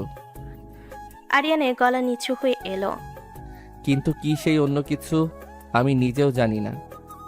নীলার বুকের ভেতর আবার ঢিপ ঢিপ শুরু হলো। সে কিছু বলতে যাচ্ছিল, এমন সময় তার ফোন বেজে উঠল। তানিয়া ফোন করেছে। নীলা ফোন ধরল। নীলা, তুই কোথায়? তোর অফিসের রুমা ফোন করেছিল আমাকে। আদনান সাহেব নাকি তোকে আরিয়ানের অফিসে ডেকেছিল, কি ব্যাপার? তোরা ধরা পড়িসনি তো? না, চিন্তা করিস না, আমি ঠিক আছি। কাল সকালে দেখা করব তোর সাথে। ফোন রেখে নীলা আরিয়ানের দিকে তাকালো। কে ছিল? তানিয়া, ও চিন্তা করছে। ও জানে আমাদের সম্পর্কের কথা? জানে যে এটা একটা চুক্তি, কিন্তু অফিসের ঘটনা শুনে চিন্তিত হয়ে পড়েছে। আপনি তানিয়াকে বলে দিন অফিসে কোনো সমস্যা হবে না, আমি দেখছি ব্যাপারটা। ঠিক আছে। পরের দিন সকালে নীলা দেখা করলো তানিয়ার সাথে গুলশানের একটা কফি শপে। তানিয়া খুব অস্থির, নীলাকে দেখেই বলল, কিরে, তোরা অফিসে ধরা পড়ে গেলি নাকি? না, এখনো না, তবে পরিস্থিতি জটিল হচ্ছে। নীলা সব খুলে বলল তানিয়াকে। মিস্টার থম্পসনের কথা, গ্রামে যাওয়ার কথা, ইদ্রিস ইসলামের ভালোবাসার কথা, আর আরিয়ানের সেই অসমাপ্ত কথার। আমার মনে হচ্ছে আরিয়ান সাহেব তোর প্রেমে পড়ে গেছেন। পাগল হয়েছিস? উনি আমার বস, আর এটা একমাত্র চুক্তি মাত্র। চুক্তি তো ছিল অভিনয় করার, কিন্তু অভিনয় করতে করতে যদি সত্যি সত্যি প্রেম হয়ে যায় তাহলে সেটা কি দোষের? আর তুই নিজেও তো ওর কথা ভাবছিস, স্বীকার কর। কথা। নীলা চুপ করে রইল, কিছু বলতে পারল না। তানিয়া ঠিকই ধরেছে, সে আরিয়ানের কথা ভাবছে, বারবার ভাবছে। আচ্ছা, তুই আদনান হোসেনকে চিনিস? তানিয়া হঠাৎ প্রশ্ন করল। আদনান আরিয়ান সাহেবের পিএ? হ্যাঁ চিনি, কেন? কাল অফিসে ফোন করতে গিয়ে ওর সাথে কথা হলো। খুব ভদ্র আর নরম গলার মানুষ। তানিয়ার গলায় একটু অন্যরকম সুর। নীলা তীক্ষ্ণ দৃষ্টিতে তাকালো তানিয়ার দিকে। কি ব্যাপার, তোর কণ্ঠস্বরে তো আলাদা কিছু শুনছি। কিছু না, এমনিই বলছি। তানিয়া সত্যি বল, তোর কি আদনানকে পছন্দ হয়েছে? তানিয়া লজ্জা পেল। পাগল, একবার ফোনে কথা বলে কেউ পছন্দ করে নাকি? করে, আর তোর চোখ মুখ দেখেই বুঝতে পারছি তুই মিথ্যা বলছিস। তানিয়া আর লুকালো না। আচ্ছা মানলাম, ওর গলাটা আমার ভালো লেগেছে, কিন্তু আমি তো ওকে দেখিনি, দেখলে হয়তো পছন্দই হবে না। তাহলে দেখা কর, আমি ব্যবস্থা করে দিচ্ছি। নীলা দুষ্টামি করে বলল, না না, এখন না, আগে তোর সমস্যার সমাধান হোক। তুই কি করবি এখন? আরিয়ান সাহেব যদি সত্যিই তোর প্রেমে পড়ে যায় তাহলে? জানি না, ভাবতে পারছি না কিছু। নীলা দীর্ঘশ্বাস পেল। আপাতত চলতে দাও, যা হচ্ছে। কয়েকদিন পর অফিসে নতুন এক ঝামেলা দেখা দিল। নীলার বিভাগের প্রধান ফারুক আহমেদ ডাকলেন তাকে। নীলা, তোমার একটা আগামী সপ্তাহে আমাদের কোম্পানির বড় একটা প্রেজেন্টেশন আছে নতুন প্রজেক্ট নিয়ে। সেই প্রেজেন্টেশনে তুমি উপস্থাপনা করবে। আমি?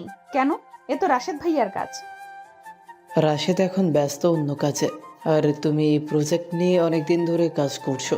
তোমার চেয়ে ভালো কেউ বুঝবে না। আর প্রেজেন্টেশনে উপস্থিত থাকবেন স্বয়ং আরিয়ান সাহেব। কাজটা খুব গুরুত্বপূর্ণ, কোনো ভুল করা চলবে না আরিয়ান সাহেবের সামনে। কিন্তু স্যার, আমি তো কখনো এত বড় প্রেজেন্টেশন দেইনি, আমি ভয় পাচ্ছি। ভয় পেলে চলবে না, সাহস রাখো, তুমি পারবে।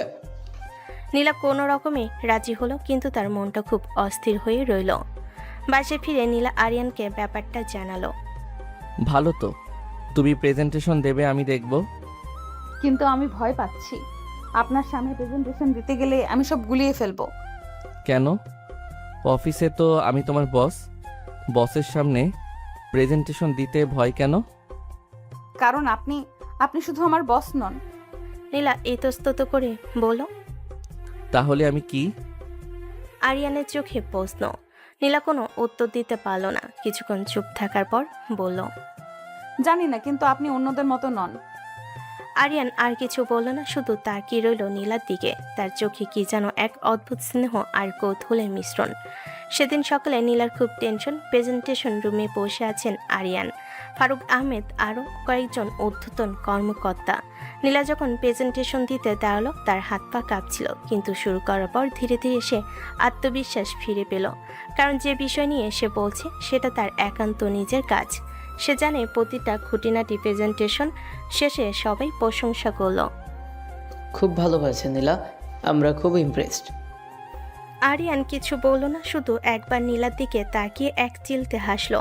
সেই হাসতে ছিল গর্ব আর ভালোবাসার মিশ্রণ। প্রেজেন্টেশন শেষে নীলা যখন নিজের ডেস্কে ফিরল, রুমা এসে বলল, বাহ রে নীলা, তুই তো আজ ফাটিয়ে দিয়েছিস। আরিয়ান সাহেব তোর দিকে যেভাবে তাকিয়েছিলেন, মনে হচ্ছিল তুই যেন তার বউ। নীলার মুখ লাল হয়ে গেল। কি বলছিস এসব? পাগল হয়েছিস?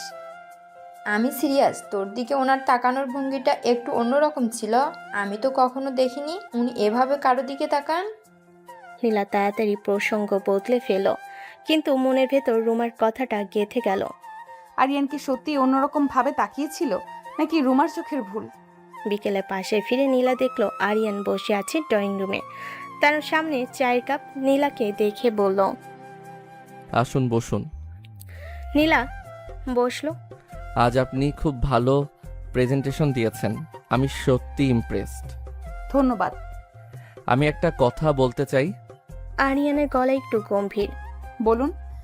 আমাদের এই চুক্তিটা নিয়ে আমি ভাবছি, আমি কি সত্যি ঠিক করছি? আপনার মতো একজন ভালো মেয়েকে এই অভিনয়ে জড়ানো, এসব কি ঠিক হচ্ছে? নীলা চুপ করে শুনল।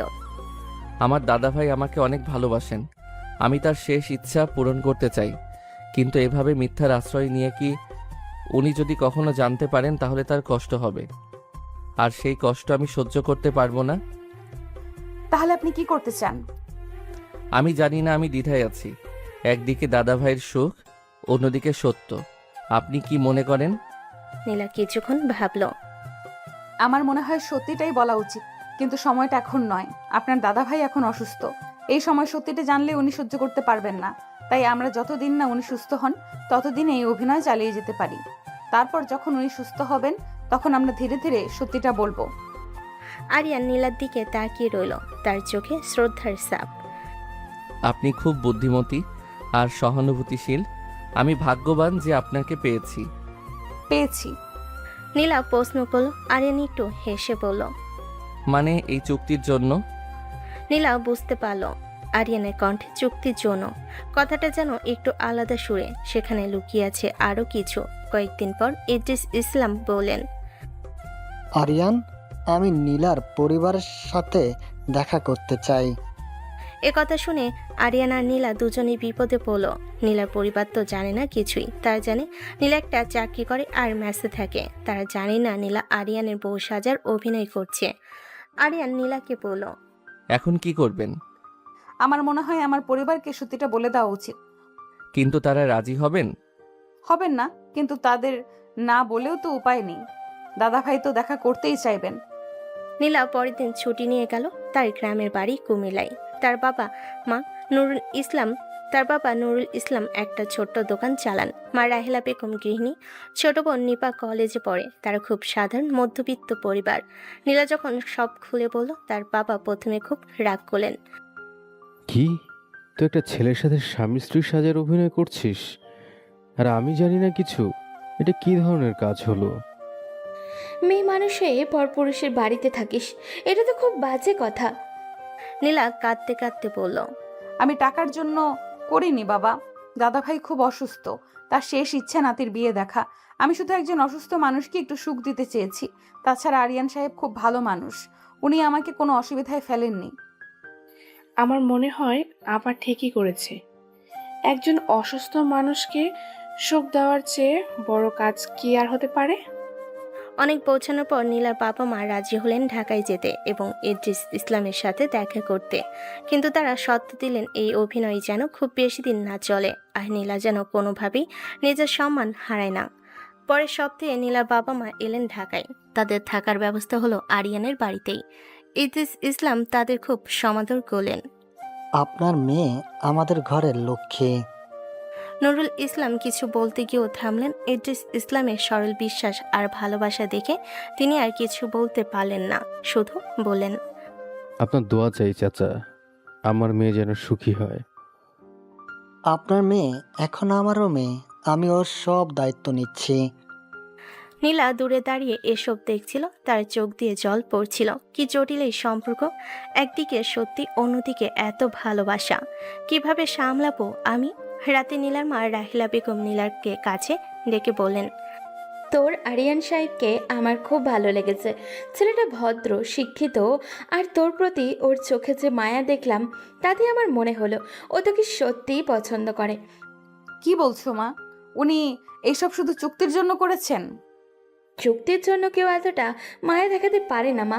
আমি অনেক মানুষ দেখেছি, ওর চোখে তোর জন্য সত্যিকারের টান আছে। তুই একটু ভেবে দেখিস। নীলা চুপ করে রইল। মায়ের কথা তার মনে দাগ কাটল। সত্যি কি আরিয়ানের মনে তার জন্য কোনো অনুভূতি আছে?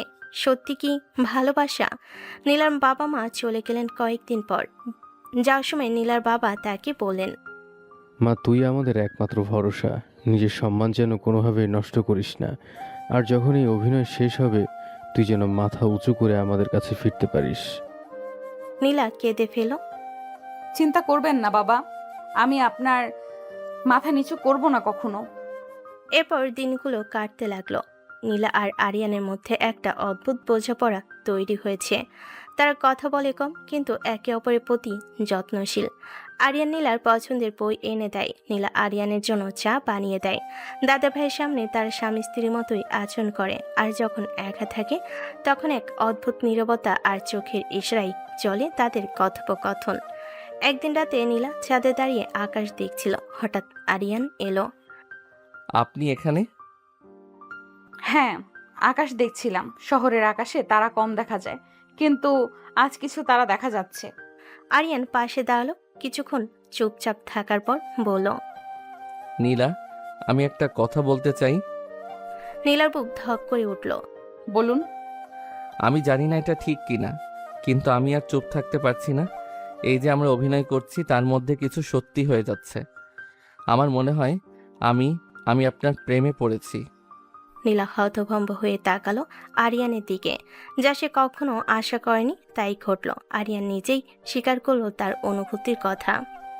আরিয়ান, জানি এটা পাগলামি, কিন্তু আমি নিজেকে ধরে রাখতে পারছি না।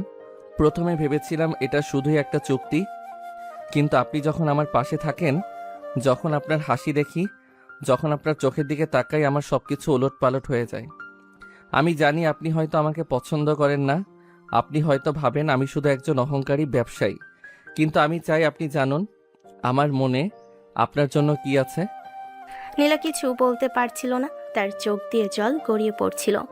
বহুদিন পর সে অনুভব করলো কেউ তাকে সত্যি ভালোবাসে, আর সেটা কোনো সাধারণ মানুষ নয়, স্বয়ং আরিয়ান ইসলাম। আপনি কিছু বলছেন না কেন? আরিয়ান উদ্বিগ্ন হয়ে বলল, আমি কি বলবো বুঝতে পারছি না।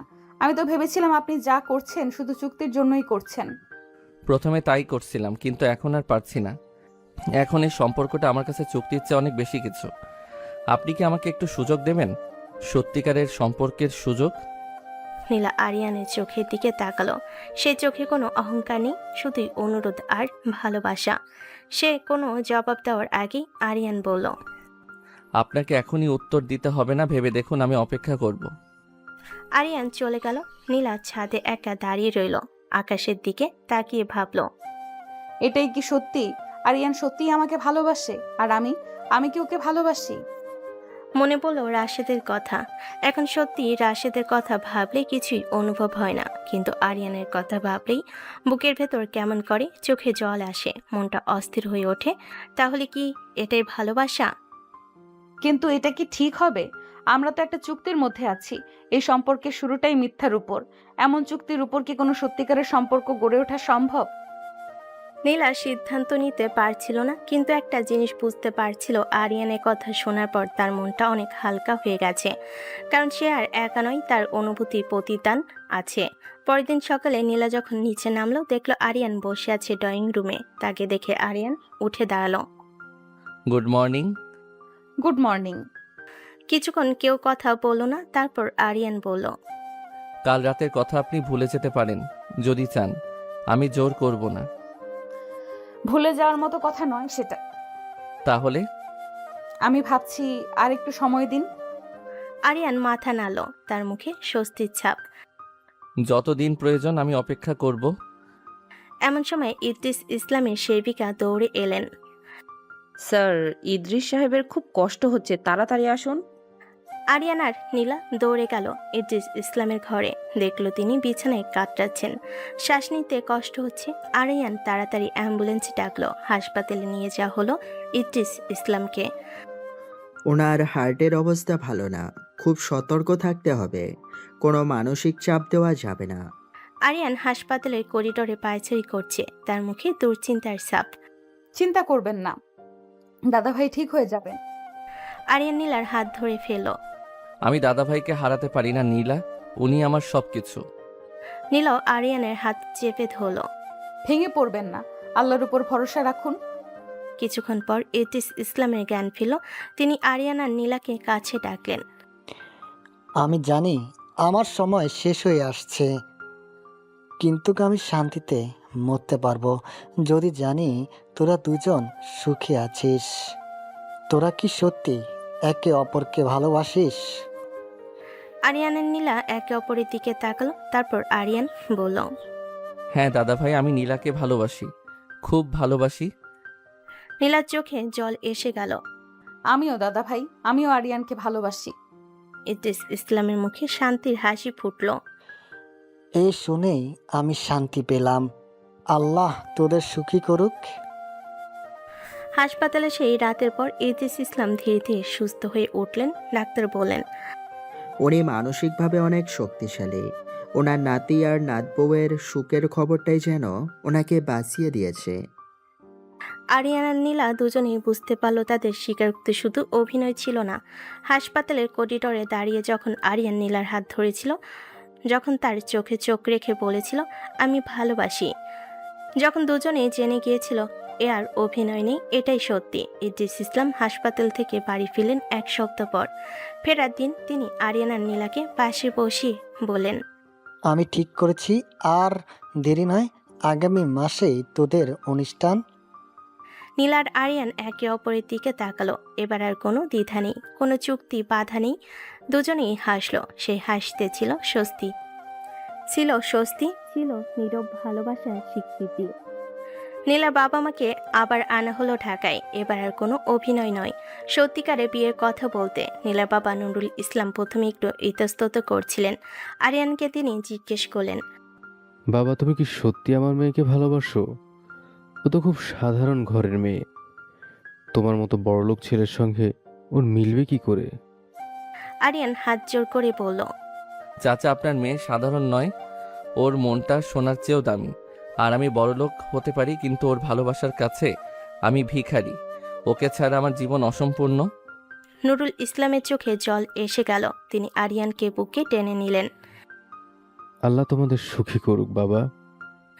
নীলার মা রাহেলা বেগম মেয়েকে কাছে ডেকে বললেন, তুই খুব ভাগ্যবতী, এমন ভালো ছেলে সবাই পায় না, তোর সুখে আমাদের সুখ। বিয়ে ঠিক হলো ধানমন্ডির এক অভিজাত কমিউনিটি সেন্টারে। ইদ্রিস ইসলামের ইচ্ছে জাঁকজমকপূর্ণ অনুষ্ঠান হবে, কিন্তু আরিয়ান আর নীলা দুজনেই চাইলেন সহজ সরল আয়োজন। শেষ পর্যন্ত দুটোর মধ্যে ভারসাম্য করা হলো। পরিবারের ঘনিষ্ঠতা আর কিছু প্রয়োজন আর কিছু বিশেষ অতিথি নিয়ে অনুষ্ঠান। নীলার বান্ধবী তানিয়া এসে পড়ল বিয়ের কেনাকাটায়। সে এখন নিয়মিত আসে আরিয়ানের বাড়িতে। আসলে শুধু নীলার জন্য নয়, আসে আরিয়ানের ব্যক্তিগত সহকারী আদনান হোসেনকে দেখতে। হাসপাতালের সেই দিনগুলোতে আদনান আর তানিয়ার মধ্যে অনেক কথা হয়েছে। আদনানের শান্ত ভদ্র স্বভাব তানিয়ার মন কেড়ে নিয়েছে। নীলা ঠিকই টের পেয়েছে ব্যাপারটা। কি রে তানিয়া, আদনান ভাইয়ের সাথে কি চলছে? একদিন নীলা দুষ্টুমি করে জিজ্ঞেস করলো। তানিয়া লজ্জে লাল হয়ে বলল, কিছু না, ও খুব ভালো মানুষ। ব্যাস, তাহলে তো আমার বিয়ের পর তোর পালা। আগে তুই তোর বিয়েটা সেরে নে, তারপর দেখা যাবে। বিয়ের দিন এসে গেল। নীলাকে সাজানো হলো লাল বেনারসি শাড়িতে, গায়ে সোনার গহনা, কপালে টিপ, চোখে কাজল। আয়নার সামনে দাঁড়িয়ে নিজেকে চিনতে পারছিল না সে। মনে হচ্ছিল এ যেন স্বপ্ন। তানিয়া পাশে দাঁড়িয়ে, তুই তো দেখে সত্যি রাজকন্যা হয়ে গেছিস। আরিয়ান সাহেব তো তোকে দেখে চোখ ফেরাতে পারবেন না। নীলা লজ্জা পেল, কিন্তু মনে মনে সে জানত আজ সত্যি তার জীবনের সবচেয়ে বড় দিন। অনুষ্ঠান স্থলে আরিয়ান অপেক্ষা করছিল। তার পরনে সাদা শেরওয়ানি, মাথায় পাগড়ি, তার চোখে অধীর আগ্রহ। যখন নীলা সামনে এলো, আরিয়ানের চোখ স্থির হয়ে গেল তার দিকে। মনে হচ্ছিল এই মেয়েটি তার জীবনের সবচেয়ে বড় প্রাপ্তি। ইদ্রিস ইসলাম খুশিতে আত্মহারা। সবাই ফুল ছিটালো। নীলা আর আরিয়ান পরস্পরের দিকে তাকালো, তাদের চোখে জল, ঠোঁটে হাসি। রাতে খাবার শেষে সবাই যখন বিদায় নিল, নীলা আর আরিয়ানকে একা ছেড়ে দিল তাদের নতুন ঘরে। আরিয়ানের বাড়ির দোতলায় সবচেয়ে সুন্দর রুমটি সাজানো হয়েছে তাদের জন্য। ফুলের পাপড়ি ছড়ানো বিছানা, মৃদু আলো আর সুগন্ধি মিষ্টির ঘ্রাণ। নীলা বিছানার একপাশে বসে আছে, মাথায় ঘোমটা, তার বুকের ভেতর টিপ টিপ করছে। আরিয়ান দরজা বন্ধ করে ধীর পায়ে এগিয়ে এলো। নীলার পাশে বসে আস্তে করে তার ঘোমটাটা সরিয়ে দিল। আজ তোমাকে সত্যি অসাধারণ লাগছে নীলা। নীলা মাথা নিচু করে রইল। লজ্জায় তার গাল লাল হয়ে উঠেছে। আরিয়ান তার হাতটা নিজের হাতে নিল।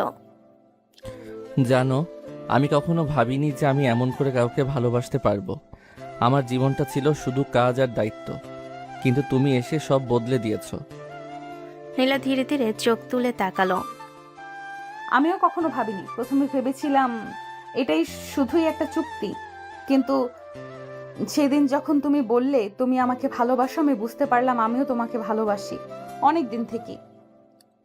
আরিয়ান নীলার মুখের দিকে তাকিয়ে রইল কিছুক্ষণ, তারপর ধীরে ধীরে তার দিকে ঝুঁকলো। নীলার কপালে একটা কোমল চুমু এঁকে দিল। নীলার চোখ বুজে এলো আপনা আপনি। আরিয়ানের ঠোঁটে নেমে এলো তার নাকের ডগায়, তারপর গালে, তারপর ধীরে ধীরে ঠোঁটে। প্রথম চুমুটা ছিল কোমল আবেগময়, যেন একে অপরকে চিনে নেওয়ার চেষ্টা। তারপর আরিয়ান নীলাকে জড়িয়ে ধরল। নীলা নিজেকে সঁপে দিল আরিয়ানের বাহুতে, যে বাহুতে নিরাপদ, যে বাহুতে সে ভালোবাসার পরশ পায়। নীলা ফিসফিস করে বলল, বাতিটা নিভিয়ে দিন প্লিজ। থাক, আমি তোমাকে দেখতে চাই। আরিয়ান চুমু খেলো নীলার ঠোঁটে একটু গভীর। তার হাত ধীরে ধীরে নীলার পিঠে কোমরে ঘুরছিল। নীলার শাড়ির আঁচল ধীরে ধীরে সরে যাচ্ছিল। তার শরীরে কাঁপুনি ধরল, কিন্তু ভয় নয়, এক অদ্ভুত উত্তেজনা, এক গভীর আকাঙ্ক্ষা। আরিয়ান নীলার কানের কাছে মুখ নিয়ে বলল, আই লাভ ইউ জান। আরিয়ান ধীরে ধীরে নীলার গহনা খুলতে লাগলো। প্রতিটি গহনা খোলার সময় সে নীলার ত্বকে ঠোঁট ছুঁয়ে দিচ্ছিল। নীলার ঘাড় থেকে কানের লতি পর্যন্ত চুমুতে ভরিয়ে দিল সে। নীলার শরীরে শিহরণ জাগলো, তার নিঃশ্বাস দ্রুত হয়ে এলো। তারপর সব বাধা সরে গেল যখন তারা একে অপরের খুব কাছে এলো। আরিয়ান ধীরে ধীরে নীলাকে বিছানি শুয়ে দিল। মৃদু আলোয় নীলার শরীর যেন অপসরার মতো লাগছিল। আরিয়ান তার দিকে তাকিয়ে রইল কিছুক্ষণ, শুধু তাকিয়ে রইল, যেন এই মুহূর্তে চিরকালের জন্য মনের মধ্যে গেঁথে রাখতে চাই। তুমি আমার স্বপ্ন নীলা, যে স্বপ্ন আমি কখনো দেখিনি, কিন্তু তুমি এসে সেই স্বপ্ন সত্যি করেছো। তারপর সে নীলার শরীরের প্রতিটি ভাঁজে, প্রতিটি রেখায় চুমু এঁকে দিতে লাগলো। নীলার কপাল, চোখের পাতা, নাকের ডগা, ঠোঁট, থুতনি, গলা, বুক, সবখানে ভালোবাসার ছাপ রেখে গেল আরিয়ান। নীলা নিজেকে সম্পূর্ণ সঁপে দিল। তার শরীরে বয়ে যাচ্ছিল আনন্দের শিহরণ, যেন সারা শরীরে ফুল ফুটছে একে একে। যখন তারা এক হলো, নীলা একটু কেঁপে উঠল। নীলার মুখ দিয়ে অস্পষ্ট শব্দ বের হলো। আরিয়ানের নাম ধরে ডাকলো সে, আরিয়ান, আরিয়ান। আরিয়ান তার কপালে ঘাম মুছিয়ে দিল, ফিসফিস করে বলল, আমি আছি, আমি সব সময় আছি। তারপর সেই আনন্দের স্রোত চরমে পৌঁছালো। শরীর দুটি এক হয়ে গেল, দুটি আত্মা মিলেমিশে একাকার, যেন সৃষ্টির আদি আনন্দ, যে আনন্দ শুধু ভালোবাসার মানুষের সাথেই সম্ভব। আরিয়ান নীলাকে বুকে জড়িয়ে ধরল। নীলা মাথা রাখলো আরিয়ানের বুকে। বাইরে রাতের আকাশে জ্বলছে অসংখ্য তারা, কিন্তু তাদের কাছে এই ঘরের ভেতরের আলোটাই সবচেয়ে উজ্জ্বল। ভালোবাসি তোমাকে নীলা, খুব করে ভালোবাসি। আবার আরিয়ান ফিসফিস করে বলল। নীলা চোখ বুজে উত্তর দিল, আমিও আমার সারা জীবন ধরে ভালোবাসবো তোমায়। সকালে ঘুম ভাঙলো পাখির ডাকে। নীলা চোখ খুলে দেখলো আরিয়ান তার দিকে তাকিয়ে আছে। কতক্ষণ ধরে তাকিয়ে আছে জানে না। কতক্ষণ জেগে আছো? নীলা লজ্জা পেয়ে জিজ্ঞেস করলো। অনেকক্ষণ। তোমাকে ঘুমাতে দেখছিলাম, ঘুমের মধ্যে তোমাকে আরো সুন্দর লাগে। নীলা আরিয়ানের বুকে মুখ লুকালো। আরিয়ান হাসলো। চলো নিচে যাই, দাদা ভাই অপেক্ষা করছেন। নিচে ইদ্রিস ইসলাম বসে আছেন, তাদের দেখে তার মুখে ফুটলো তৃপ্তির হাসি। আসো আসো, আজ সকালটা আমার কাছে খুব বিশেষ। নীলা এগিয়ে এসে ইদ্রিস ইসলামের পায়ে হাত দিয়ে সালাম করলো। তিনি তার মাথায় হাত রেখে আশীর্বাদ করলেন। আল্লাহ তোদের সুখী করুক মা, তোদের সুখে আমার জীবনের শেষ ইচ্ছা। আরিয়ান দাঁড়িয়ে দাঁড়িয়ে দেখছিল, তার চোখে জল। এই মানুষটির জন্যই সে আজ এত দূর আসতে পেরেছে। আর নীলা, সে তাকে দেখিয়েছে ভালোবাসার পথ। নীলা আর আরিয়ানের বিয়ের খবর ধীরে ধীরে ছড়িয়ে পড়ল অফিসে। প্রথম সবাই অবাক হয়েছিল, কিন্তু পরে সবাই মেনে নিল। নীলার সহকর্মী রুমা বলল, আমি তো বলেছিলামই আরিয়ান সাহেব তোর দিকে অন্যরকম ভাবে তাকান। নীলা হেসে উত্তর দিল, তুই ঠিকই বলেছিলি। আরিয়ান অফিসে আগের মতোই কড়া মেজাজের, কিন্তু নীলার দিকে তাকালে তার চোখ নরম হয়ে যায়। এটা সবাই লক্ষ্য করে, তবে এখন আর কেউ কিছু বলে না, বরং সবাই খুশি হয় তাদের জন্য। তানিয়া আর আদনানের সম্পর্ক গড়ালো বিয়ের দিকে। একদিন সন্ধ্যায় নীলা আর আরিয়ান বসে আছে ছাদে। আকাশে তারা ফুটেছে। নীলা আরিয়ানের কাঁধে মাথা রেখে বলল, জানো জীবনটা কি অদ্ভুত। কখনো ভাবিনি যে একটা মিথ্যে অভিনয় আমাকে আমার জীবনের সেরা সত্যিটা উপহার দেবে। আরিয়ান হেসে বলল, ভাগ্যবান তো আমি, একটা চুক্তি আমাকে দিয়েছে। আমার জীবনের সবচেয়ে বড় সম্পদ তোমার ভালোবাসা। নীলা চোখ বুঝলো, অনুভব করলো আরিয়ানের হাতের উষ্ণতা। এই উষ্ণতায় এখন তার পৃথিবী, যে পৃথিবী শুরু হয়েছিল এক অদ্ভুত প্রস্তাব দিয়ে, কিন্তু শেষ হয়েছে এক অমর ভালোবাসার গল্প হয়ে। গল্প শেষ হয় না কখনো, শুধু থামে নতুন কোনো শুরুর অপেক্ষায়। নীলা আর আরিয়ানের গল্প থামলো না। তারা বাঁচতে লাগলো তাদের ভালোবাসার জগতে, যেখানে প্রতিদিনই নতুন কিছু ঘটে, প্রতিদিনই ভালোবাসা একটু করে বাড়ে। আর এই বেড়ে চলার গল্পই তো শেষ হবার নয়।